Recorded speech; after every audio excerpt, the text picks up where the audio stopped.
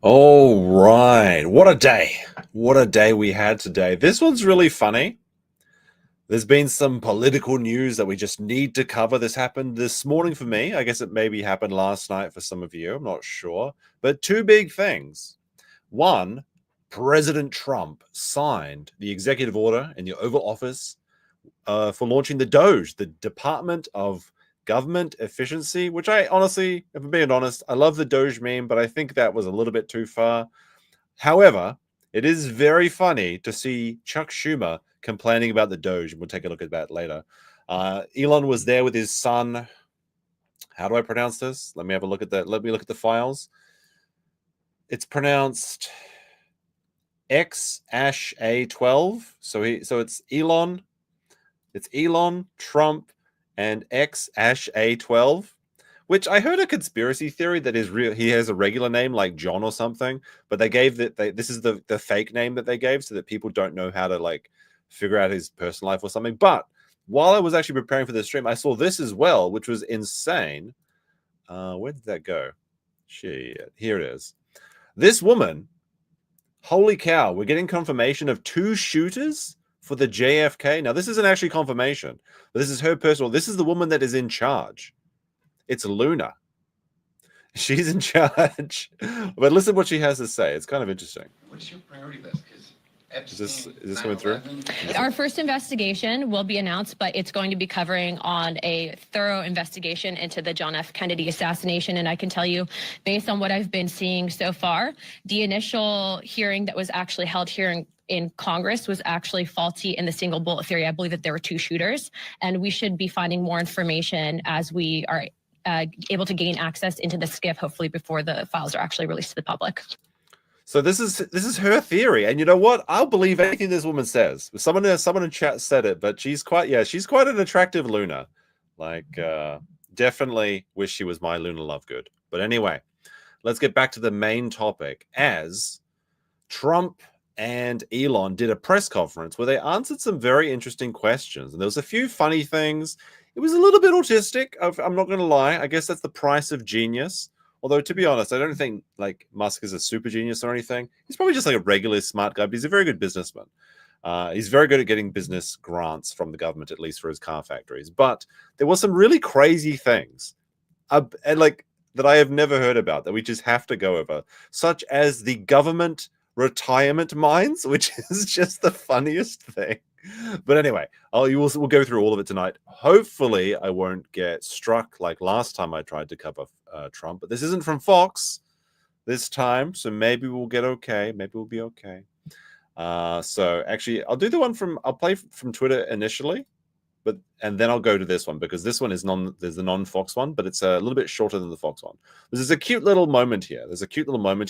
Because Elon's son is 5, and I don't know how I feel about this. Like, obviously, it's like a publicity stunt. Like, you have a cute kid or a dog or something next to you, then people won't criticize you as much.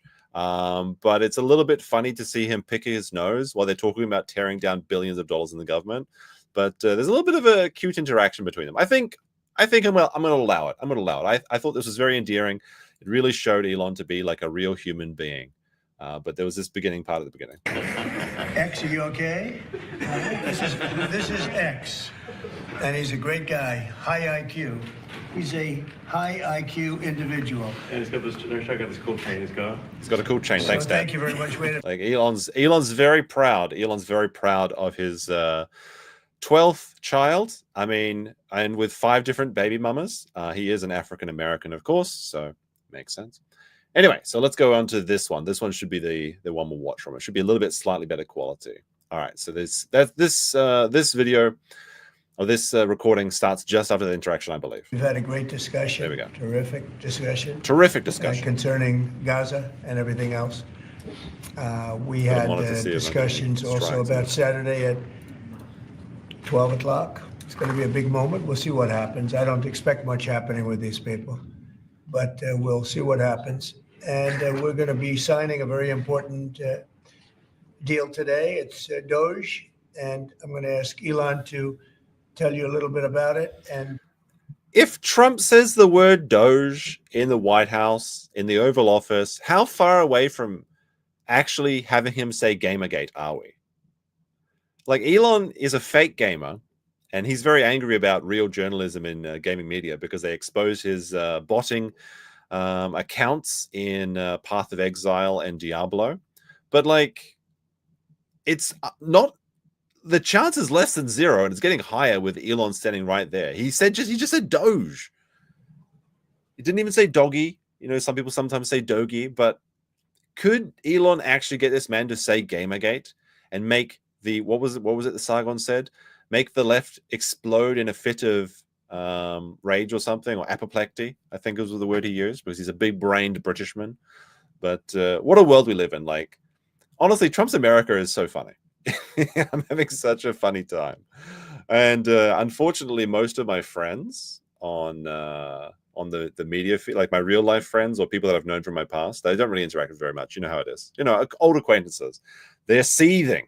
They're seething every day. They're posting seethe posts, and I'm just I've changed a little bit. You know, I'm getting older, so I decided not to just argue with everyone, but I'm enjoying watching them seethe in silence. Very fun for me. Some of the things that we found, which are shocking, billions and billions of dollars in waste, fraud, and abuse. And I think it's very important. And that's one of the reasons I got elected. I said, we're going to do that. Nobody had any idea it was that bad, that sick, and that corrupt. And it seems hard to believe that judges want to try and stop us from looking for corruption, especially. Yeah, what about the Hawaiian judges? What do they think about this? Obviously, the left is pretty angry about Doge and its entirety. And there's just so many funny things involved in it. Especially, like, I'm going to go through these all eventually tonight, but Big Balls. There's a 19-year-old kid called Big Balls, and he's auditing the government right now. And the left is having a massive fit about this, which is very, very funny. But here's an old character. This is something ancient you may remember from your childhood, and that is the USDebtClock.org. Now, this is an old website that existed at least back until I was in high school. And that's a long time ago. And it just shows you like the US national debt, which looks to be at $36 trillion or $323 per taxpayer. Very funny, but it's per citizen, it's only 100K. So that's like a third of the people aren't paying tax. Really makes you think, right? But they added a new ticker to this, actually. And you can see the Doge clocks. This is the first time I think it's been updated in quite a while. And you can actually see how much, allegedly, the Doge has saved the US taxpayers. And it's up to almost $90 billion. And we're just halfway through February.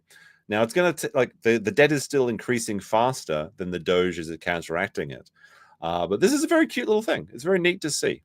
And we might check it. We might check in by the end of the stream. We'll see how much the debt goes. Someone saved. Oh, you know what? I'll just print screen. I'll use my noggin here. I'll print screen, and at the end of the stream, we'll see how much the US debt has gone up and how much the Doge has saved. That might be fun. I think that might be fun, right?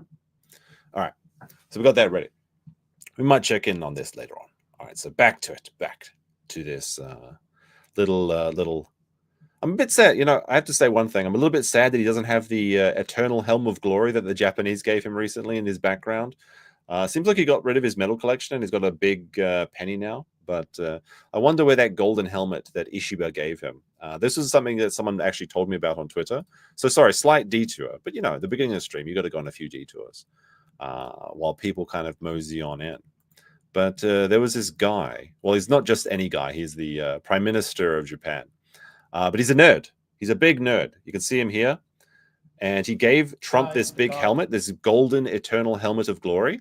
And I think it's just a nice gift. I don't think there's any like special meaning behind it beside it being culturally iconic. But Ishiba is very funny because he's not very popular in Japan. And he's seen as a bit of a nerd, but it's kind of like a little bit cute as well because he likes trains. He's a bit of a train nerd. And also he once cosplayed as Majin Buu for a press conference or a rally or something, which is very funny.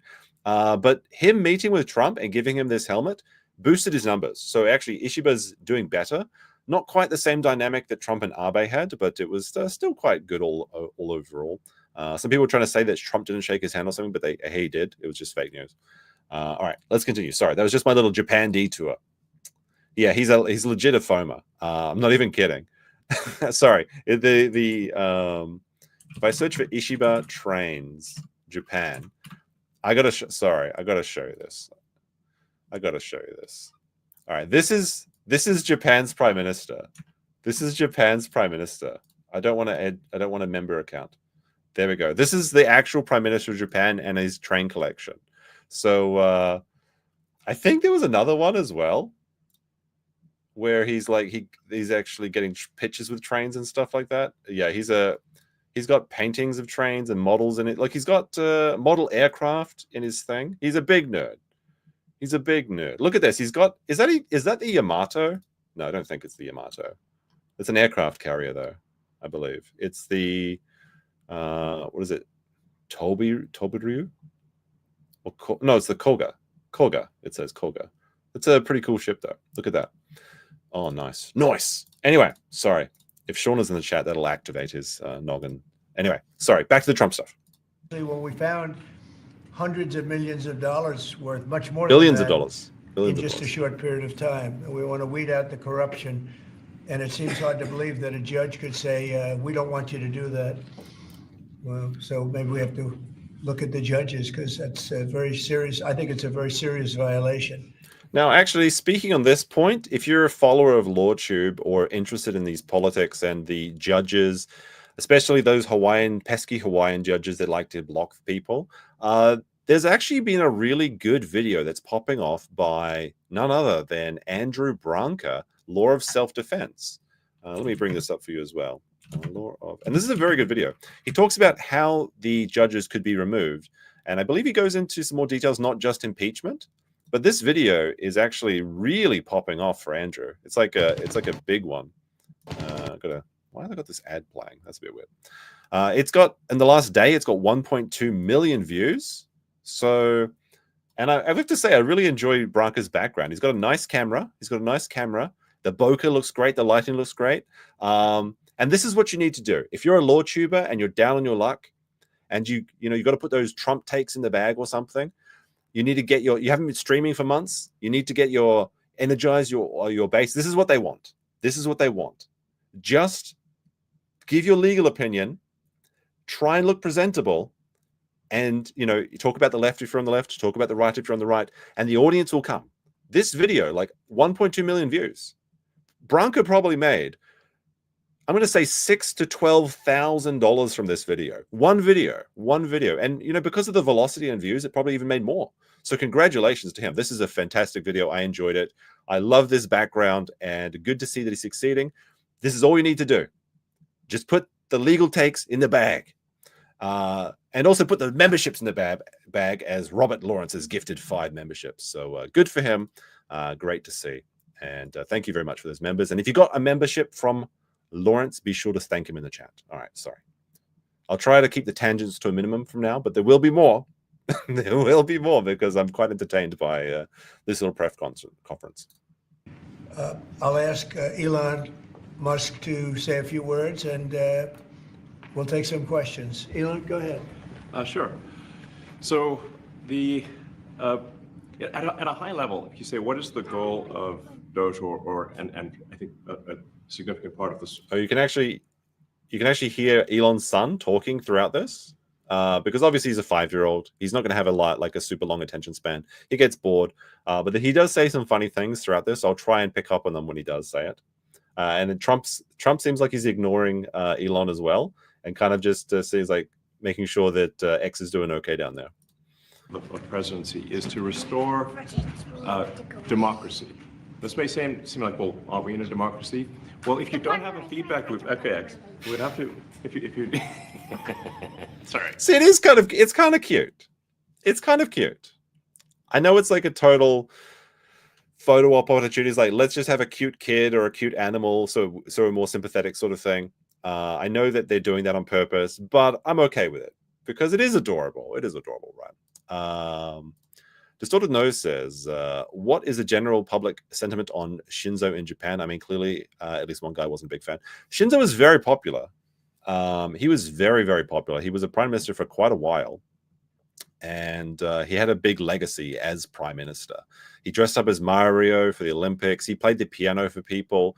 He had all these like cute little adorable things about him, and he kind of looked a little bit like a teddy bear, honestly. You know how people say Xi Jinping looks like Winnie the Pooh?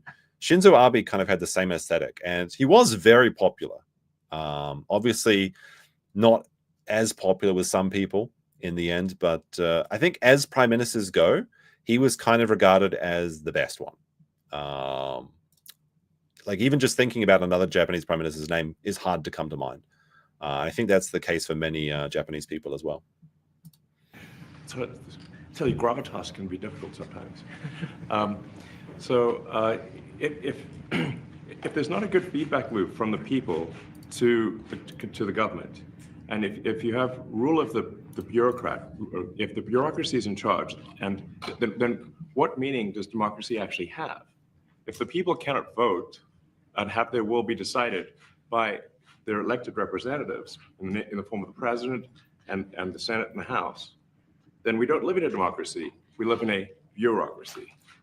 So it's incredibly important that we close that feedback loop, we fix that feedback loop, and that the public's elected representatives, the president, the House, and the Senate, decide what happens, as opposed to a large unelected bureaucracy. This is not to say that there are good people who are in the federal bureaucracy, but you can't have an autonomous federal bureaucracy. You have to have one that is responsive to the people. That's the whole point of a democracy. Yeah, he's having a bit of trouble getting it out, but I think it's fairly true. Fairly true. And if you looked at this, if you asked the founders today and said, what do you think of the way things have turned out? Well, we have this unelected, fourth unconstitutional branch of government, which is the bureaucracy, which has, in a lot of ways, currently more power than any elected representative. And this is not something that people want, and it does not match the will of the people. So it's just something we've got to fix. And I think Trump's getting distracted by X, and he's trying not to pay attention to him because he doesn't want to egg him on or anything. But it definitely does happen throughout the interview. Also got to address the deficit. So we've got a $2 trillion deficit. And is it a $2 trillion deficit? What does it say on the debt clock? Yeah, that is the deficit. Yeah, okay. So every year the debt's going up by $2 trillion. Okay. I mean, he got his numbers right. Good for him, according to the debt clock, at least. Oh, sorry, I need this one. Get that out. If we don't do something about this deficit, the country's going bankrupt. I mean, it's really astounding that. I kind of disagree with it, Elon, on this point. Even though there is a deficit, and obviously $36 trillion is a lot of money, it's not great. But as long as the US is the world's reserve currency, it kind of doesn't matter. It's just the way things work. And it's been working like this for a very, very long time. The interest payments alone on the national debt exceed the Defense Department budget, which is shocking because we spend a lot of money on defense. But if that just keeps going, we're essentially going to bankrupt the country. So what I really want to say is, like, it's not optional for us to reduce the federal expenses. It's essential. It's essential for America to remain solvent as a country, and it's essential So that's the issue, Sam, is that that very much could happen within our lifetimes. If that happens, the US is absolutely fucked. It seems unlikely. I think the way that the world is set at the moment, it's very difficult for anything to change. If you just look at like little things like English being the national language of all flight controllers, for example, when that switches to Chinese, then we're in trouble. We're in big trouble. But for now, and I said it was like it's not an issue. No, it is. It is a big problem, but it's a manageable problem as long as the US remains the world reserve currency. But very true. If it does change, that it's a big problem. But I don't see it happening so soon. And I think that this is some good indications that course is being corrected, at least in my opinion. America to have the resources necessary to provide things to its citizens and not simply be servicing vast amounts of debt. And also, could you mention some of the things that your team has found, some of the crazy numbers, including the woman that walked away with about 30 million, right, et cetera? Well, we do find it sort of rather odd that there are quite a few people in the bureaucracy who have ostensibly a salary of a few $100,000, but somehow manage to accrue tens of millions of dollars in net worth while they are in that position, which is, what happened to U.S. Yeah, like what is it, Nancy Pelosi? She always seems to make the right investments. Isn't that interesting? Isn't that funny and weird? She always knows exactly where to put her cash. Yeah, we're just curious as to where it came from. Maybe they're very good at investing, in which case we should take their investment. Maybe they're good at selling artwork to Ukraine, perhaps? Something like that, perhaps? Who knows? Advice, perhaps. But just there seems to be mysteriously they get wealthy. We don't know why. Where does it come from? And I think maybe they the bought reality is Dogecoin. that they're getting wealthy at the taxpayer expense. That's the honest truth of it. So we're looking at say we just if you look at say Treasury, for example, basic controls that should be in place that are in place in any company, such as making sure that any given payment has a payment categorization code, that there is a comment field that describes the payment, and that if a payment is on the do not pay list, that you don't actually pay it. None of those things are true currently. I mean, that one is kind of shocking, though. I think he goes on to say that it takes a year of being added to the no pay list before payments actually potentially even stop. And if you go over to the DOGE website, well, not the DOGE website, but the DOGE Twitter page, this is it's actually really fascinating because they talk about some of the cuts that they've made. And I think I'll go through and read some eventually later in the stream. But this one was one of my favorite. In the past 48 hours, HHS canceled 62 contracts worth $182 million. These contracts were entirely for administrative expenses. None of them touched any healthcare programs. This is including terminating an $168,000 contract for an Anthony Fauci exhibit in the NHI Museum. What are they spending $168,000 to enshrine Anthony Fauci? Is he a gold statue? Like, what are they talking about here? This is ridiculous. Some of these are really shocking, but this was one of my favorite ones, the Anthony Fauci exhibit. They stopped that one pretty quickly. So that's a W, I think, for the Doge. A lot of people have criticism of the Doge, but this is a straight up W, I think. So the reason that departments can't pass audits. Well, I mean, it doesn't matter if there was any crimes for Fauci because he's been pardoned for everything. Sorry, Fauci got away with it. He's completely free. You can't do anything. He's been pardoned. It's because the payments don't have a categorization code. It's like just for what though? Massive number of blank checks just flying out the building. So you can't reconcile blank checks. You've got comment fields that are also blank, so you don't know why the payment was made. And then we've got this. They're literally just putting out blank checks in the government. Oh yeah, well, why not? Why not? Let's just pay for this, pay for that. Was there? I heard there was a really funny one actually. This might be related. It may not be. It may not be. But I heard, and I have to double check this. I didn't prepare it. That there was the DEI grants going to Amazon that was subsidizing Rings of Power. So it seems that Rings of Power season 3 is being cancelled because of the Trump's America. Unironically. So anyone that was looking forward to those Rings of Power season 3 videos, they're probably never coming. So the rangs, you can stop thinking about those rangs. They're never coming because of Trump. It's Trump's fault. If you're looking forward to more Mordor, it's not coming. It seems like.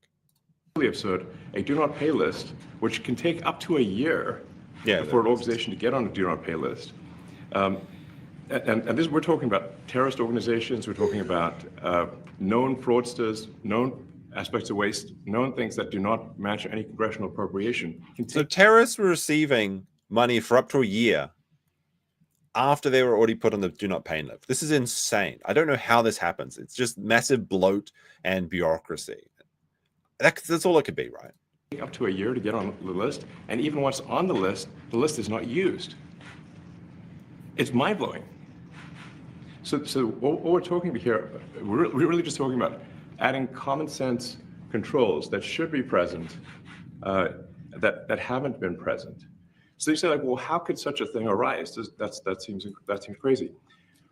When you understand that really everything is geared towards complaint minimization, so then you understand the motivations.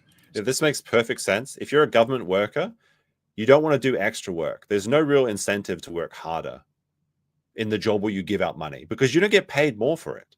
So you just want to get through a day as quickly as possible, or as easily or as painlessly as possible. So of course you're gonna approve a bunch of random grants, and it seems like that's just the case that was happening. So if people receive money, they don't complain, obviously. But if people don't receive money, they do complain. And the fraudsters complain the loudest. I mean, take the steel toe show, for example, right? So then when you understand that, then it makes sense. Oh, that's why everything they approve all the payments at Treasury. Because if you approve all the payments, you don't get complaints. But now we're saying that, no, actually, we are going to complain. If money is spent badly, if your taxpayer dollars are not spent in a sensible and frugal manner, then that's not okay. Your tax dollars need to be spent wisely on things that matter to the people. I mean, yeah, that's what everyone wants. It's kind of insane that it seems like Trump may be the first president to actually deliver on some of the promises he's made during his campaign. And when we get to the, I think we'll round out this show with the two shooters presentation, and then we see more of Miss Luna, and she actually looks fantastic in some of her photos. It's kind of crazy. They have a photo of her here. She looks really really good for being a government official in charge of the JFK assassinations. I wonder if they did that on purpose. But like, he did that straight away, and he promised it, and he delivered on it. It's kind of crazy. I mean, these things, like, it's just common sense. It's not draconian or radical. I think it's really just saying, let's look at each of these expenditures and say, is this actually in the best interest of the people? And if it is, it's approved. If it's not, we should think about it. So, there's crazy things like just cursory examination of Social Security, and we've got people in there that are 150 years old. Hey, look, maybe some people are just low-key 150 years old, and they've been receiving payments for the last 50 years, and nobody's knocked on the door to check if there's like a spooky skeleton party going on in there. Like maybe they're like, I don't know. Have you ever heard of a phylactery before, or a Horcrux? Some people just want to live for an extra 50 years while receiving government money. like, how could that happen? Like, I felt for certain there would have to be something like every year you have to sign some check to say you're still alive. Sure. How do they cash them if they're dead? Isn't it auto deposits? Well, obviously the real answer is the families cashing the checks. That's the actual answer. They've just been they've been mining those bodies for extra cash. But that is a really, I would assume that's an outlier. There can't be that many 150-year-olds receiving Social Security payments, but it is a very funny one to lead off with. Now, do you know? Yeah, they identify as alive. That's the way things are done these days. Anyone who's 150? I don't. Okay. They should be on the Guinness Book of World Records. They're missing out.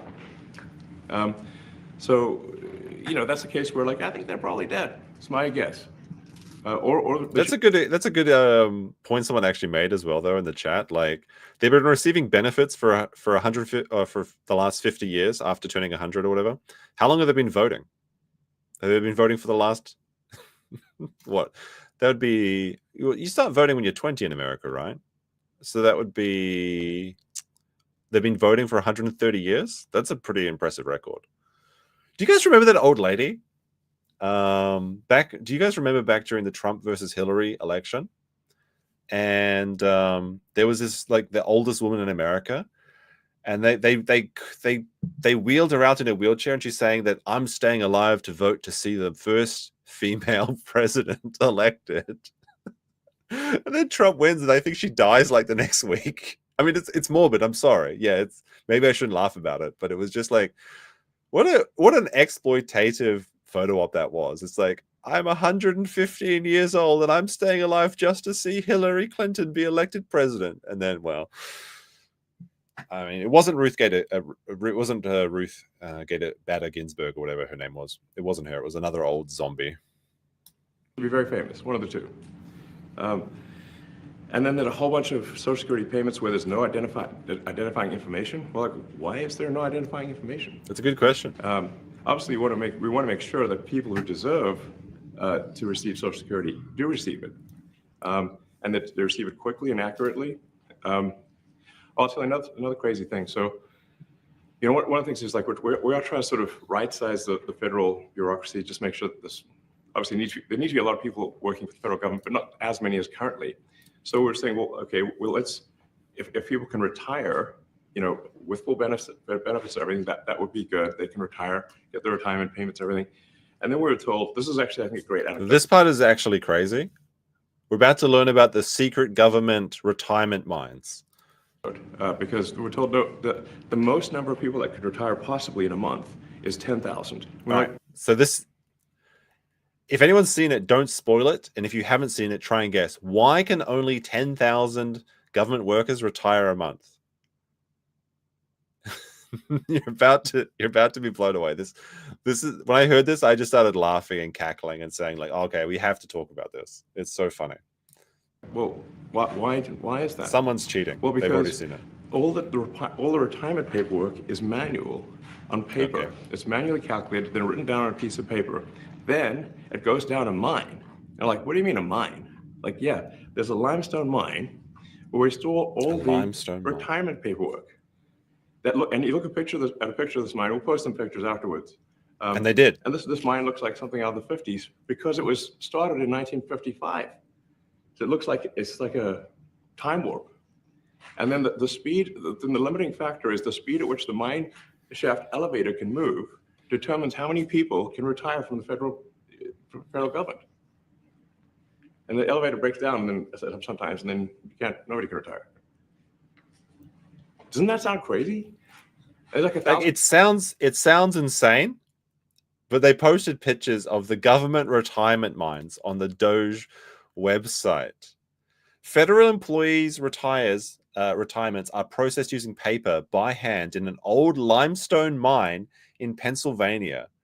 700 mine workers operate 230 feet underground to process 10,000 applications per month, which are stored in manila envelopes and cardboard boxes. The retirement process takes multiple months.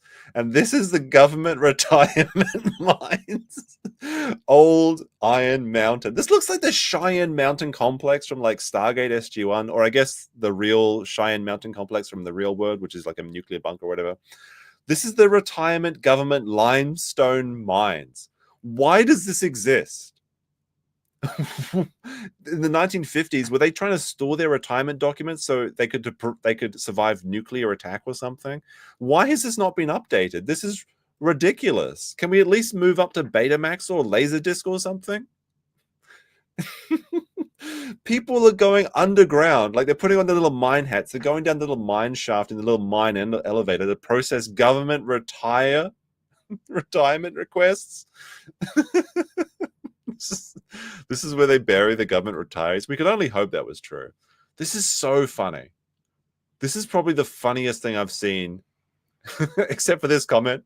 The feds yearn for the mines. That's pretty good. That's pretty good. That's pretty good. Okay, Reddit lies. Very good. Very good. This has to be one of the funniest things that I heard. Federal dwarves, yes. Federal dwarves are confirmed. Apparently, everything is just mining. You go work, you go to the mines, you come home, you play Minecraft and whatever. It's all just mining. It's mining all the way down, quite literally. So there you go. There's the government limestone. It's kind of a false name, right? It's not the Iron Mountains. It sounds like Iron Mountains sounds like something from Lord of the Rings, like the Iron Mountain dwarves are the government employees.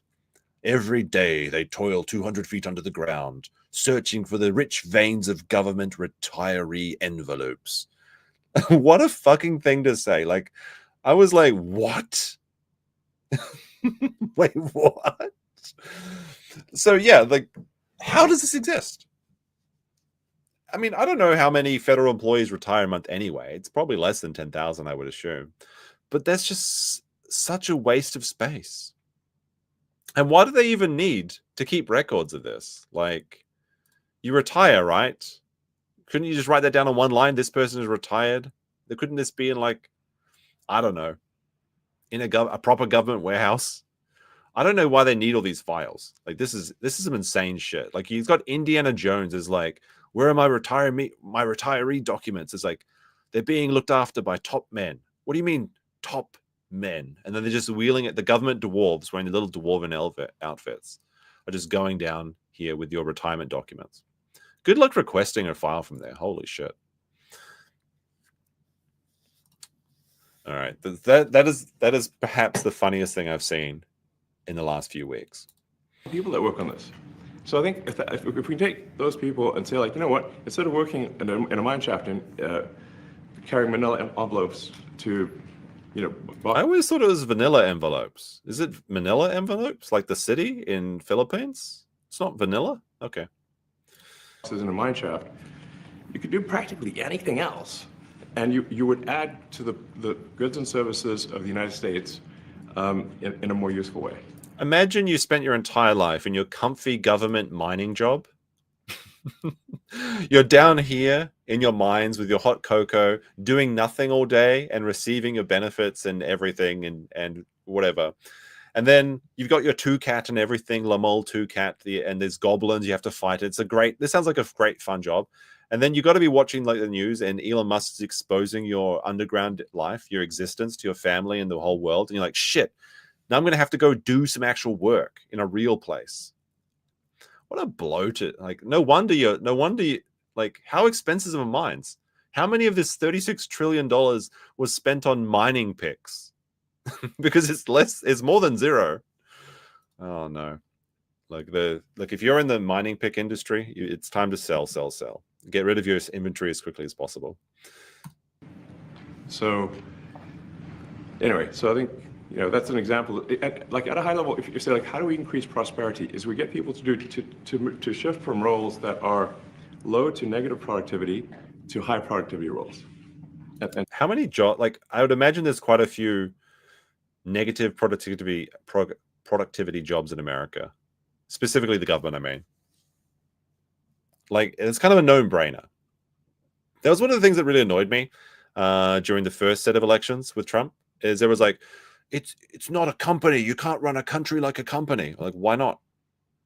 Surely the country should be profitable.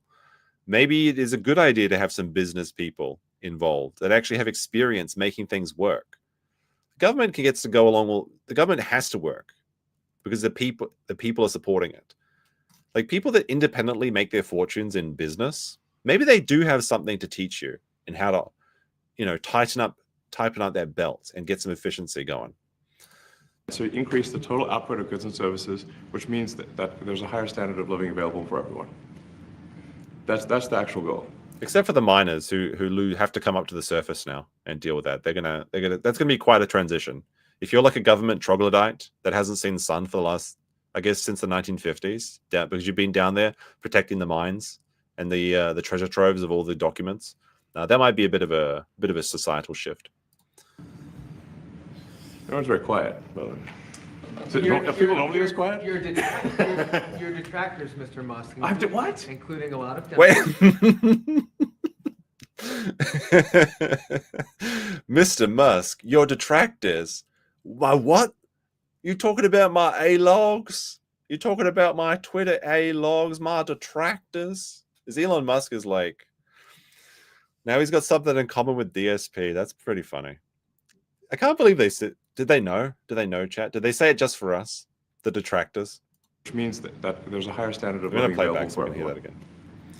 That's the actual goal. Everyone's very quiet. Yeah. Are people normally this quiet? Your detractors, Mr. Musk. What? Including a lot of Democrats. I have detractors? You do, sir. I don't believe it. Say that you're orchestrating a hostile takeover of government. Oh no, the hostile takeover. In a non-transparent way. What's your response to that criticism? All right. So before he gets into this criticism, we're going to have a look at one of these detractors. So I've got to break this up. We've got to spread out the runtime footage and everything. But I have some shots of a detractor of Elon Musk, or maybe it's a real person. You be the judge. This is a post from Seattle, and they say Cybertruck driver left me this wild, threatening note because I glared at him for parking in a handicapped spot with no ADA placard. You tell me. Like, we're going to be in chat. I'm going to read this out to you. The handwriting is pretty messy though, so I might take a couple of takes. And I want you to put a 1 if you think this is true and real, or a 2 if you think this is made up and didn't happen, or it happened only in their imagination. But if it was real to them, then isn't that the real truth? Of course, the answer is no. Derna with $5 says, is no one going to point out that the workers there only need to review 1.8 documents an hour? That's actually pretty funny. But that sounds like much too strenuous for government workers. All right, so let's get to this Cybertruck, this very real story. But you be the judge. You be the judge. All right. So the note is written on an envelope from a Cybertruck user, apparently. Because, like, if you're not aware, the left loved Elon for the longest time, and they loved everything he did until he started supporting Trump. And now people are like burning their Teslas, or like what they're actually doing is they're giving the finger to Teslas. Like they have a Tesla, their own Tesla in the driveway. They go and give it 2 fingers and then post a picture of that to Twitter to own Elon Musk after they've already gave him all their money. But anyway, it says, the note reads, you staring me down like that put me on high alert and made me grab my gun because historically, for me, if someone stares at me like that, violence usually follows. And typically in the form of a shootout. Now, it's been probably over an hour, and I've been waiting for you to return to your car so I could confront you. Assess the nature of the seriousness of your disrespect, meant to be threatening hand gesture, and I was going to beat your ass until I busted your head open, regardless of what you said. I'm writing this because clearly it wasn't meant to be today. So I figure I could just leave you a friendly reminder that you never know who you're playing with when you do things like that. Don't do shit again, brother. Wish you the best. No hard feelings. Your neighbor in the Cybertruck. Oh, this is a very, yeah. Your neighbor in the Cybertruck definitely wrote this. This is definitely very real. Very real. Wait, sorry, Derna's got an update. Apparently, the government mind dwarves only are processing 1 document every 11 hours. Imagine my shock. Now, I was trying to verify the accuracy of this story. So I started searching for unhinged Cybertruck owners. But I only found one thing, and it was this post. So let's see. This is a post by Viva Frey. Day 3 of driving the 1775 coffee Tesla Cybertruck. So let's see. This is perhaps the owner. Day 3 of driving the 1775 coffee Tesla Cybertruck. How did you find the 0 to 60 in 2.8 seconds? I still feel it. There's only been one experience in your life that was faster than that. But all right, now that was funny. That was actually funny. Good job. All right. Anyway, it's beautiful. It's a thing of beauty. We're still working on parking. Yeah, it's a little bigger than. Yeah, okay. It's a big truck. Maybe it can't fit into the parking space. Maybe. Then you think Wait, what the fuck is this? And you park. What the fuck is this? What the fuck is this, Frey? This parking job is about as level as your legal takes. What's going on here, buddy?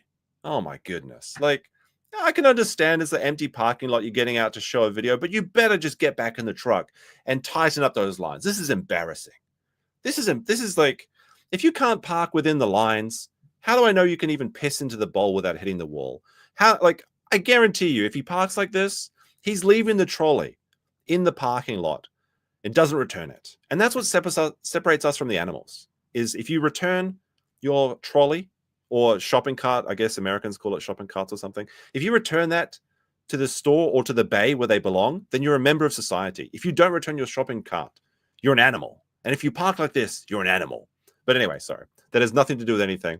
I just came across this and I thought I would include it for a bit of fun. Bit of a giggle. No real hate towards him, although that is a pretty shitty parking job. I hope he's enjoying the Cybertruck. All right, let's continue. Let's continue with hopefully there's some more bombshells. So they were just saying that the detractors are saying that Elon Musk is using this to usurp the government through intransparent means, and he's going to take over and become the new shadow government, usurping Trump, and that he's going to respond to that now. Well, first of all, you couldn't ask for a stronger mandate from the public. The public voted. We have a majority of the public voting for President Trump. We won the House. We won the Senate. The people voted for major government reform. Yeah, this was a blowout. They got everything they wanted. And was it just because Kamala was terrible? Who can say? But the people spoke, and you gotta accept the results, right? Except they're not. They say it was a rigged. They're rigging elections over there. There should be no doubt about that. That was on the campaign. The president spoke about that at every rally. The people voted for major government reform, and that's what people are going to get. They're going to get what they voted for. And a lot of times, that people that don't get what they voted for, but in this presidency, they are going to get what they voted for. And that, it really seems like that. Do you guys agree? It seems like he's delivered on a lot. Those first 2 days of executive orders was pretty surprising, honestly. There was a few great surprises in there, like the freeing of the Dread Pirate Roberts, the Silk Road guy. That was a shock surprise. I would like to see him pardon a few other controversial figures as well. But it seems like he's delivering so far. Now, of course, maybe he settles into like a relaxed state after this like kind of big showing, but I feel like this is the term for making everything happen. I mean, there's no reason to worry about being reelected, so you may as well go crazy, right? And so far it looks pretty good, honestly. That's what democracy is all about. Mr. Musk, the White House says that you will identify and excuse yourself from any conflicts of interest that you may have. Does that mean that you are in effect policing yourself? What are the checks and balances that are in place to ensure that there is accountability and transparency? Well, we actually are trying to be as transparent as possible. In fact, we post our actions to the DOGE handle on X and to the DOGE website. So all of our actions are maximally transparent. In fact, I don't think there's been, I don't know of a case where an organization has been more transparent than the DOGE organization. So, and the kind of things we're doing are, I think, very, very simple and basic. They're not, what I mentioned, for example, about Treasury, just making sure that payments that go out, taxpayer money that goes out, is categorized correctly, that the payment is explained, that organizations on the do not pay list, which takes a lot to get there, that actually are not paid, which currently they are paid. These are not individual judgment decisions. These are about simply having sensible checks and balances in the system itself to ensure that taxpayer money is spent well. So it's got nothing to do with, like, say, a contract with some company of mine at all.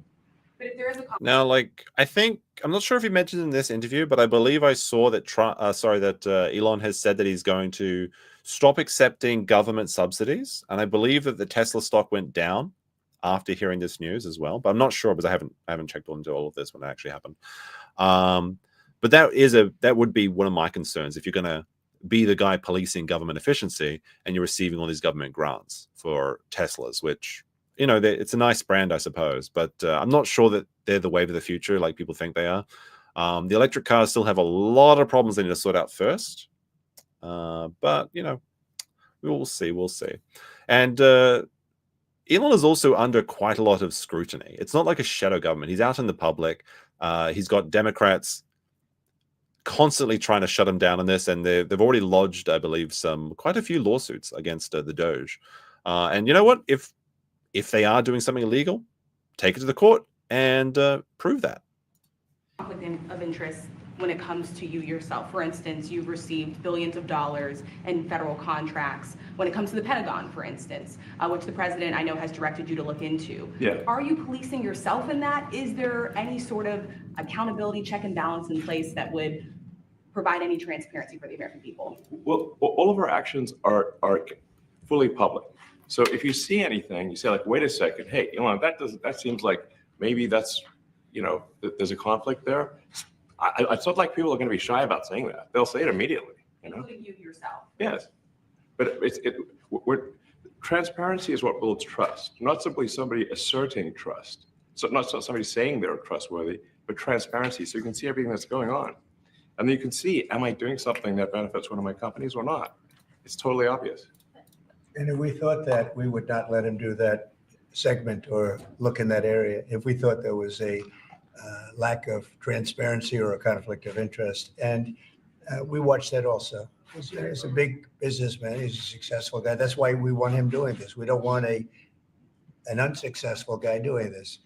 Now, one thing also that Elon hasn't really mentioned are the groups of people that are getting some of these payments. They're ridiculous.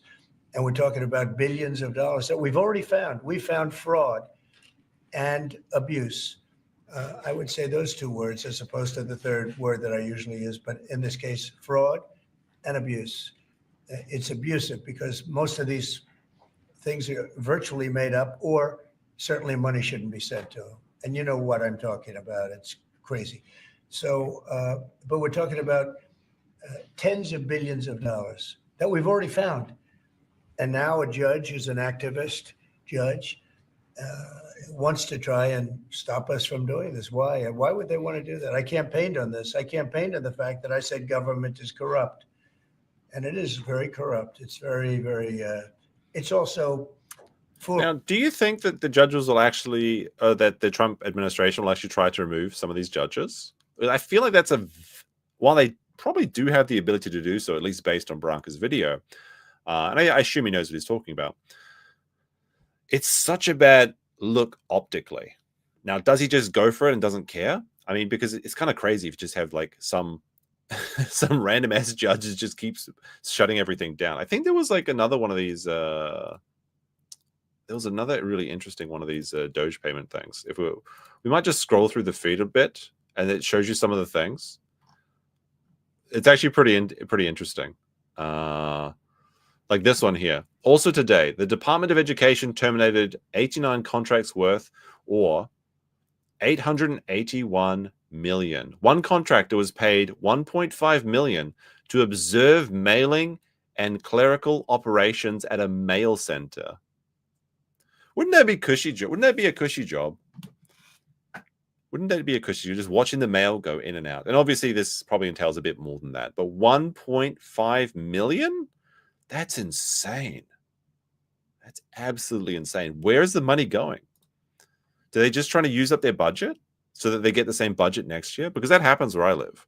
Like every year they tear up the street close to me because if they don't, the roadworks, even though the road's fine, because if they don't use up their entire budget, the city doesn't use up the whole budget, then they have to get less money next year. It's ridiculous.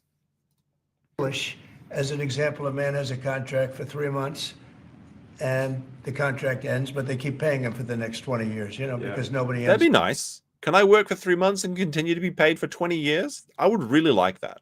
That'd be phenomenal, actually.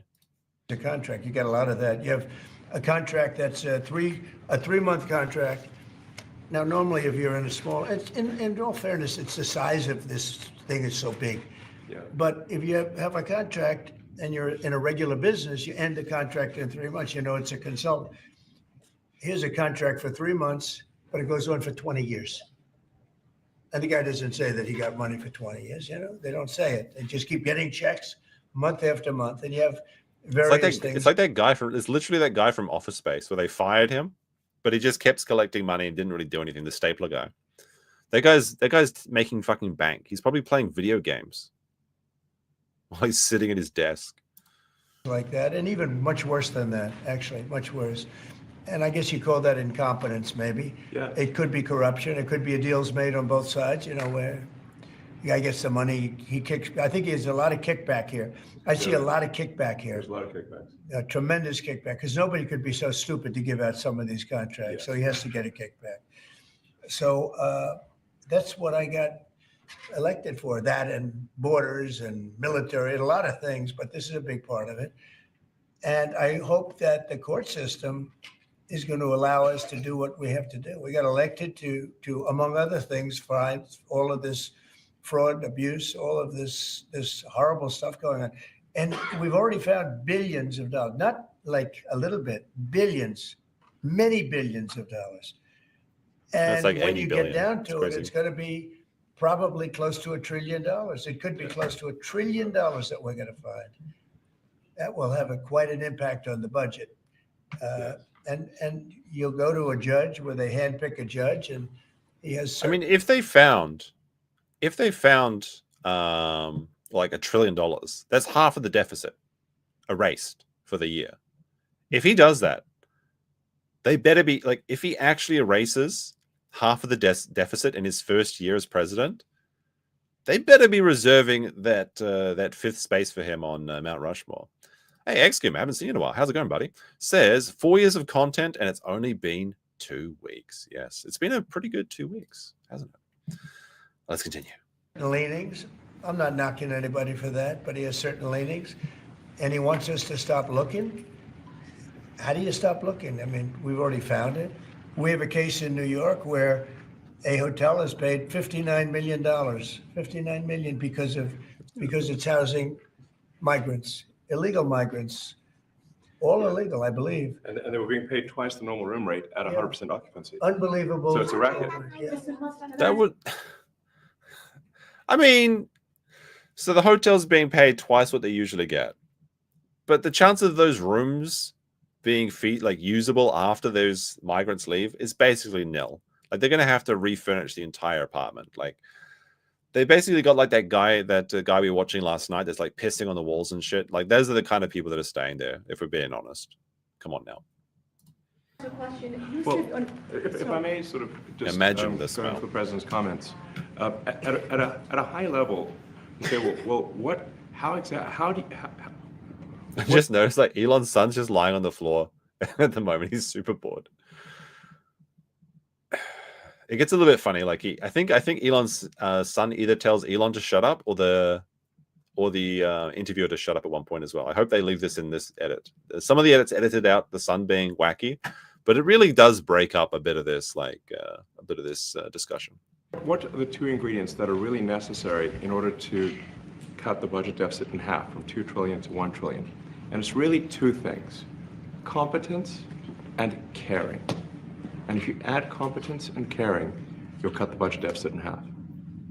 And I fully expect to be scrutinized and get a daily proctology exam, basically. Might as well just camp out there. So it's not like I think I can get away with something. I'll be scrutinized nonstop. But with support of the president, we can cut the budget deficit in half from 2 trillion to 1, and then with deregulation, because there's a lot of sort of regulations that you see Trump's trying to hide a smile because the kid's making funny faces at the reporters. Don't ultimately serve the public good. We need to free the builders of America to build, and if we do that, that means I think we can get the economic growth to be maybe 3-4%, maybe 5%. And that means if you can get $1 trillion of economic growth, and we got nose picking. We got nose picking in the Oval Office. We got nose picking detected. Cut the budget deficit by $1 trillion. Between now and next year, there is no inflation. There's no inflation in 26. And if the government, all right, no inflation in 2026. That's like a bridge. That's never going to happen. I mean, it's been impressive, some of the things that they've claimed so far, and I'm sure Americans would love no inflation, but there's always going to be some inflation, surely. Like, if they can knock it down like to a few points, like 1 or 2% or something, maybe that'd be fine.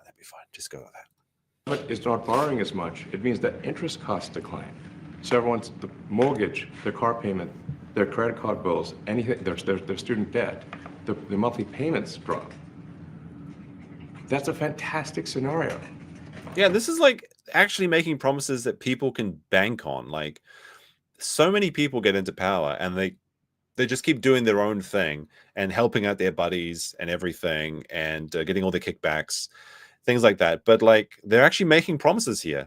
Your shopping is going to be cheaper. You're going to be able to pay your mortgage payments easier. Interest rates are going to be better for everyone. Like, these are some bold promises. If they deliver on them, this is just, I really hope it comes to fruition. but they are promising a lot. They're promising a lot here. There's some people saying that like they didn't elect Elon. Why is he talking? Bro, what are you talking about? You elect Trump as the boss and then he hires people to do jobs. That's what you want to do, right? Like, do you want Trump to be the one checking through the numbers and everything? That's ridiculous. No, he's the head of the executive branch. You hire people to do these things. For the average American. I mean, imagine they're going down the grocery aisle and the prices from one year to the next are the same. Oh, did you hear that? Like, listen to the son here.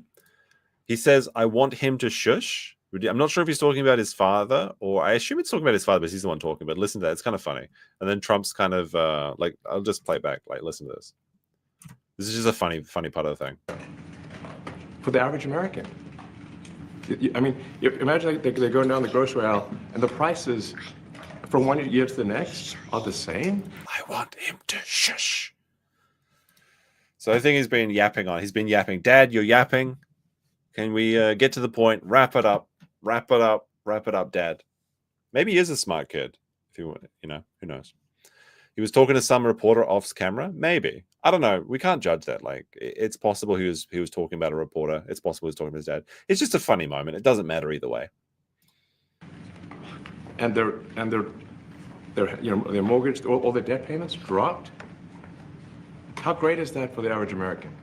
It's pretty good. We had no idea. We had no idea we were going to find this much, and it's open. It's not like complicated. It's not simple stuff.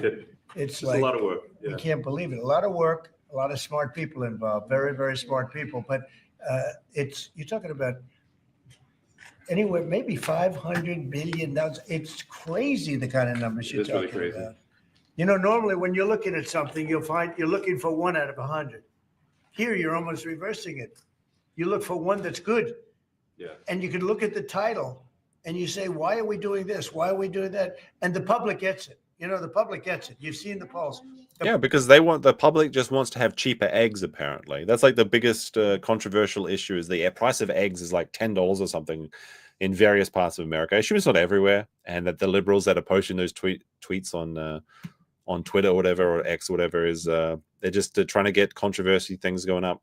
I saw some eggs. I bought some eggs today myself, actually, and they were just 12 eggs for 250 yen, which I think is like $1.60, which is great.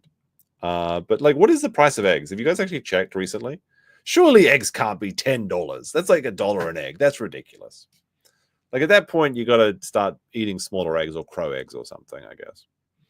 But yeah, it's mostly because of bird flu. That's true as well. But yeah, the prices have been going up across the world, and people are noticing this, and wages have not matched this, so people are concerned about inflation. Absolutely.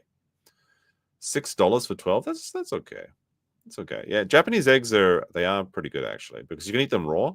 Not that I recommend that you do, but you can, because they have the cleanest chickens. They have the chicken assholes. Yeah, I know it's not assholes, it's a cloaker or something, whatever. They've got the cleanest chicken cloakers or whatever. But no, it's because they don't wash the eggs here, which ironically makes them cleaner because it keeps their protective coating on them. So you don't need to refrigerate them either. But that's the same in New Zealand.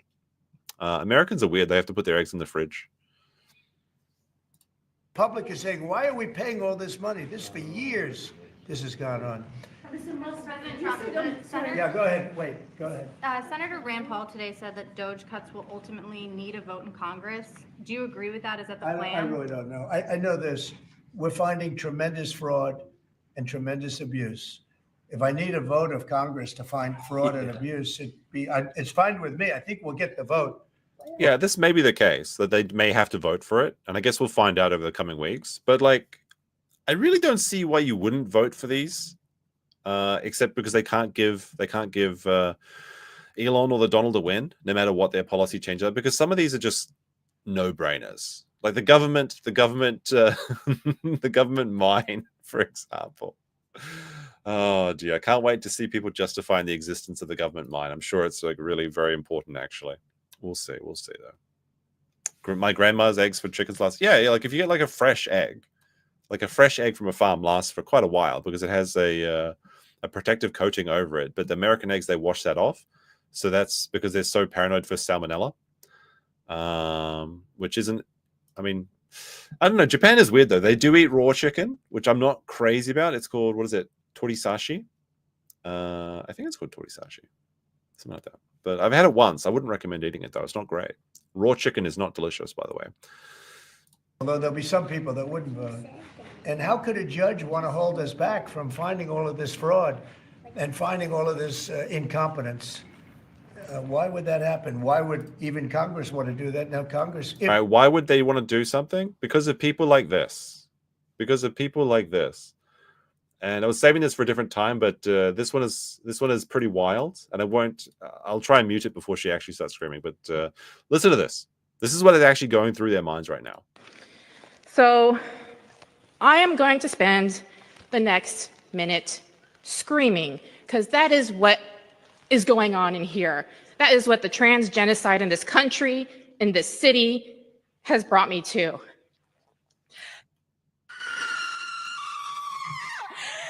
And then she just screams into the mic at, I assume, what this is, a town meeting or something. It just goes on and on and on. So powerful, and imagine it. This is what's going on in my mind. The war never stopped. Holy shit! The actual seed is it's pretty entertaining. If we do need a vote, I think we'd get a very easy vote because we have a track record now. We've already found billions of dollars of abuse, incompetence, and corruption. A lot of corruption. If a judge does block one of your policies, part of your agenda, will you abide by that ruling? Will you comply? Well, I always abide by the courts, and then I'll... Oh, yeah, what do they mean by that? Like, Trump didn't abide by what ruling? Like, he appealed. You're allowed to appeal. Appeals are for losers, that's true, but he accepts the decision of the court. To appeal it, but then what he's done is... Now, in 2016, though, he wasn't even allowed to appeal. That was the problem as well. I mean, he couldn't even bring the complaint to anyone. Slow down the momentum. And it gives crooked people more time to cover up the books. You know, if a person's crooked and they get caught, other people see that, and all of a sudden it becomes harder later on. So, yeah, the answer is I always abide by the courts, always abide by them, and will appeal. But appeals take a long time, and I would hope that a judge, if you go into a judge and you show him, here's a corrupt situation, we have a check to be sent, but we found it to be corrupt. Do you want us to send this corrupt check to a person, or do you want us not to give it and give it back to the taxpayer? I would hope a judge would say, don't send it, give it back to the taxpayer. Yeah, if I can add to that. Okay, before he adds to that, like, what department would you most want to see defunded by this initiative? I would really love, like, I've never really experienced it myself, but from the horror stories of friends, I think what they really need to do is take a very close look at the TSA. I think the TSA needs to be taken down a peg. Those people, apparently they live like kings. The airport is their kingdom and they decide everything. The IRS would be a good one. The DMV, that'd be a good one too. CIA, education. There are a lot of overpaid teachers for sure. Unfortunately, like, good teachers aren't paid enough, but the majority of teachers aren't very good. We'll have to see. I don't know. I really think the TSA deserves to be taken down a peg. Like, your shoes, your belt, off now. Those people need. I think they have a little bit too much power in their authority. Like, airports in other countries are very nice. Just apparently America is like ridiculous. What we're finding is that a bunch of the fraud is not even going to Americans. So I think we can all agree that if there's going to be fraud, it should at least go to Americans. I mean, this is a pretty good point as well. Like, sure, a lot of fraud's happening, but it's going to other countries. Can we at least have our own citizens scamming us instead of the entire world? I mean, it's a losing position, but it's a little bit better. It's a little bit better. But a bunch of the fraud rings that are operating in the United States and taking advantage of the federal government, especially in the entitlements programs, are actually foreign fraud rings. They're operating in other countries and actually exporting money to other countries. We should stop that. And this is big numbers. We're talking about $100 to $200 billion a year. Serious money. Mr. Musk, you said on X that an example of the fraud that you have cited was $50 million of condoms was sent to Gaza. But after fact check this, apparently Gaza in Mozambique, and the program was to protect them against HIV. So can you correct the statements? It wasn't sent to Hamas, actually. It was sent to Mozambique, which makes sense why condoms was sent there. Yeah. All right. Why are they... Sure, I think it's better that they send $50 million worth of condoms to Mozambique than Gaza in like the Middle East. Sure, that's better. But I don't know, there's a lot of virgins in America that could use those condoms too. Right? Like, there's a lot of incels that they could use those. They could put them to use. That's a lot of condoms. Like, what's going over on Mozambique? Why do they get $50 million? Like, how many people do they have in Mozambique? Out of curiosity. What's the population? Like, the population of Mozambique is 33 million people, and specifically they were sent to Gaza in Mozambique.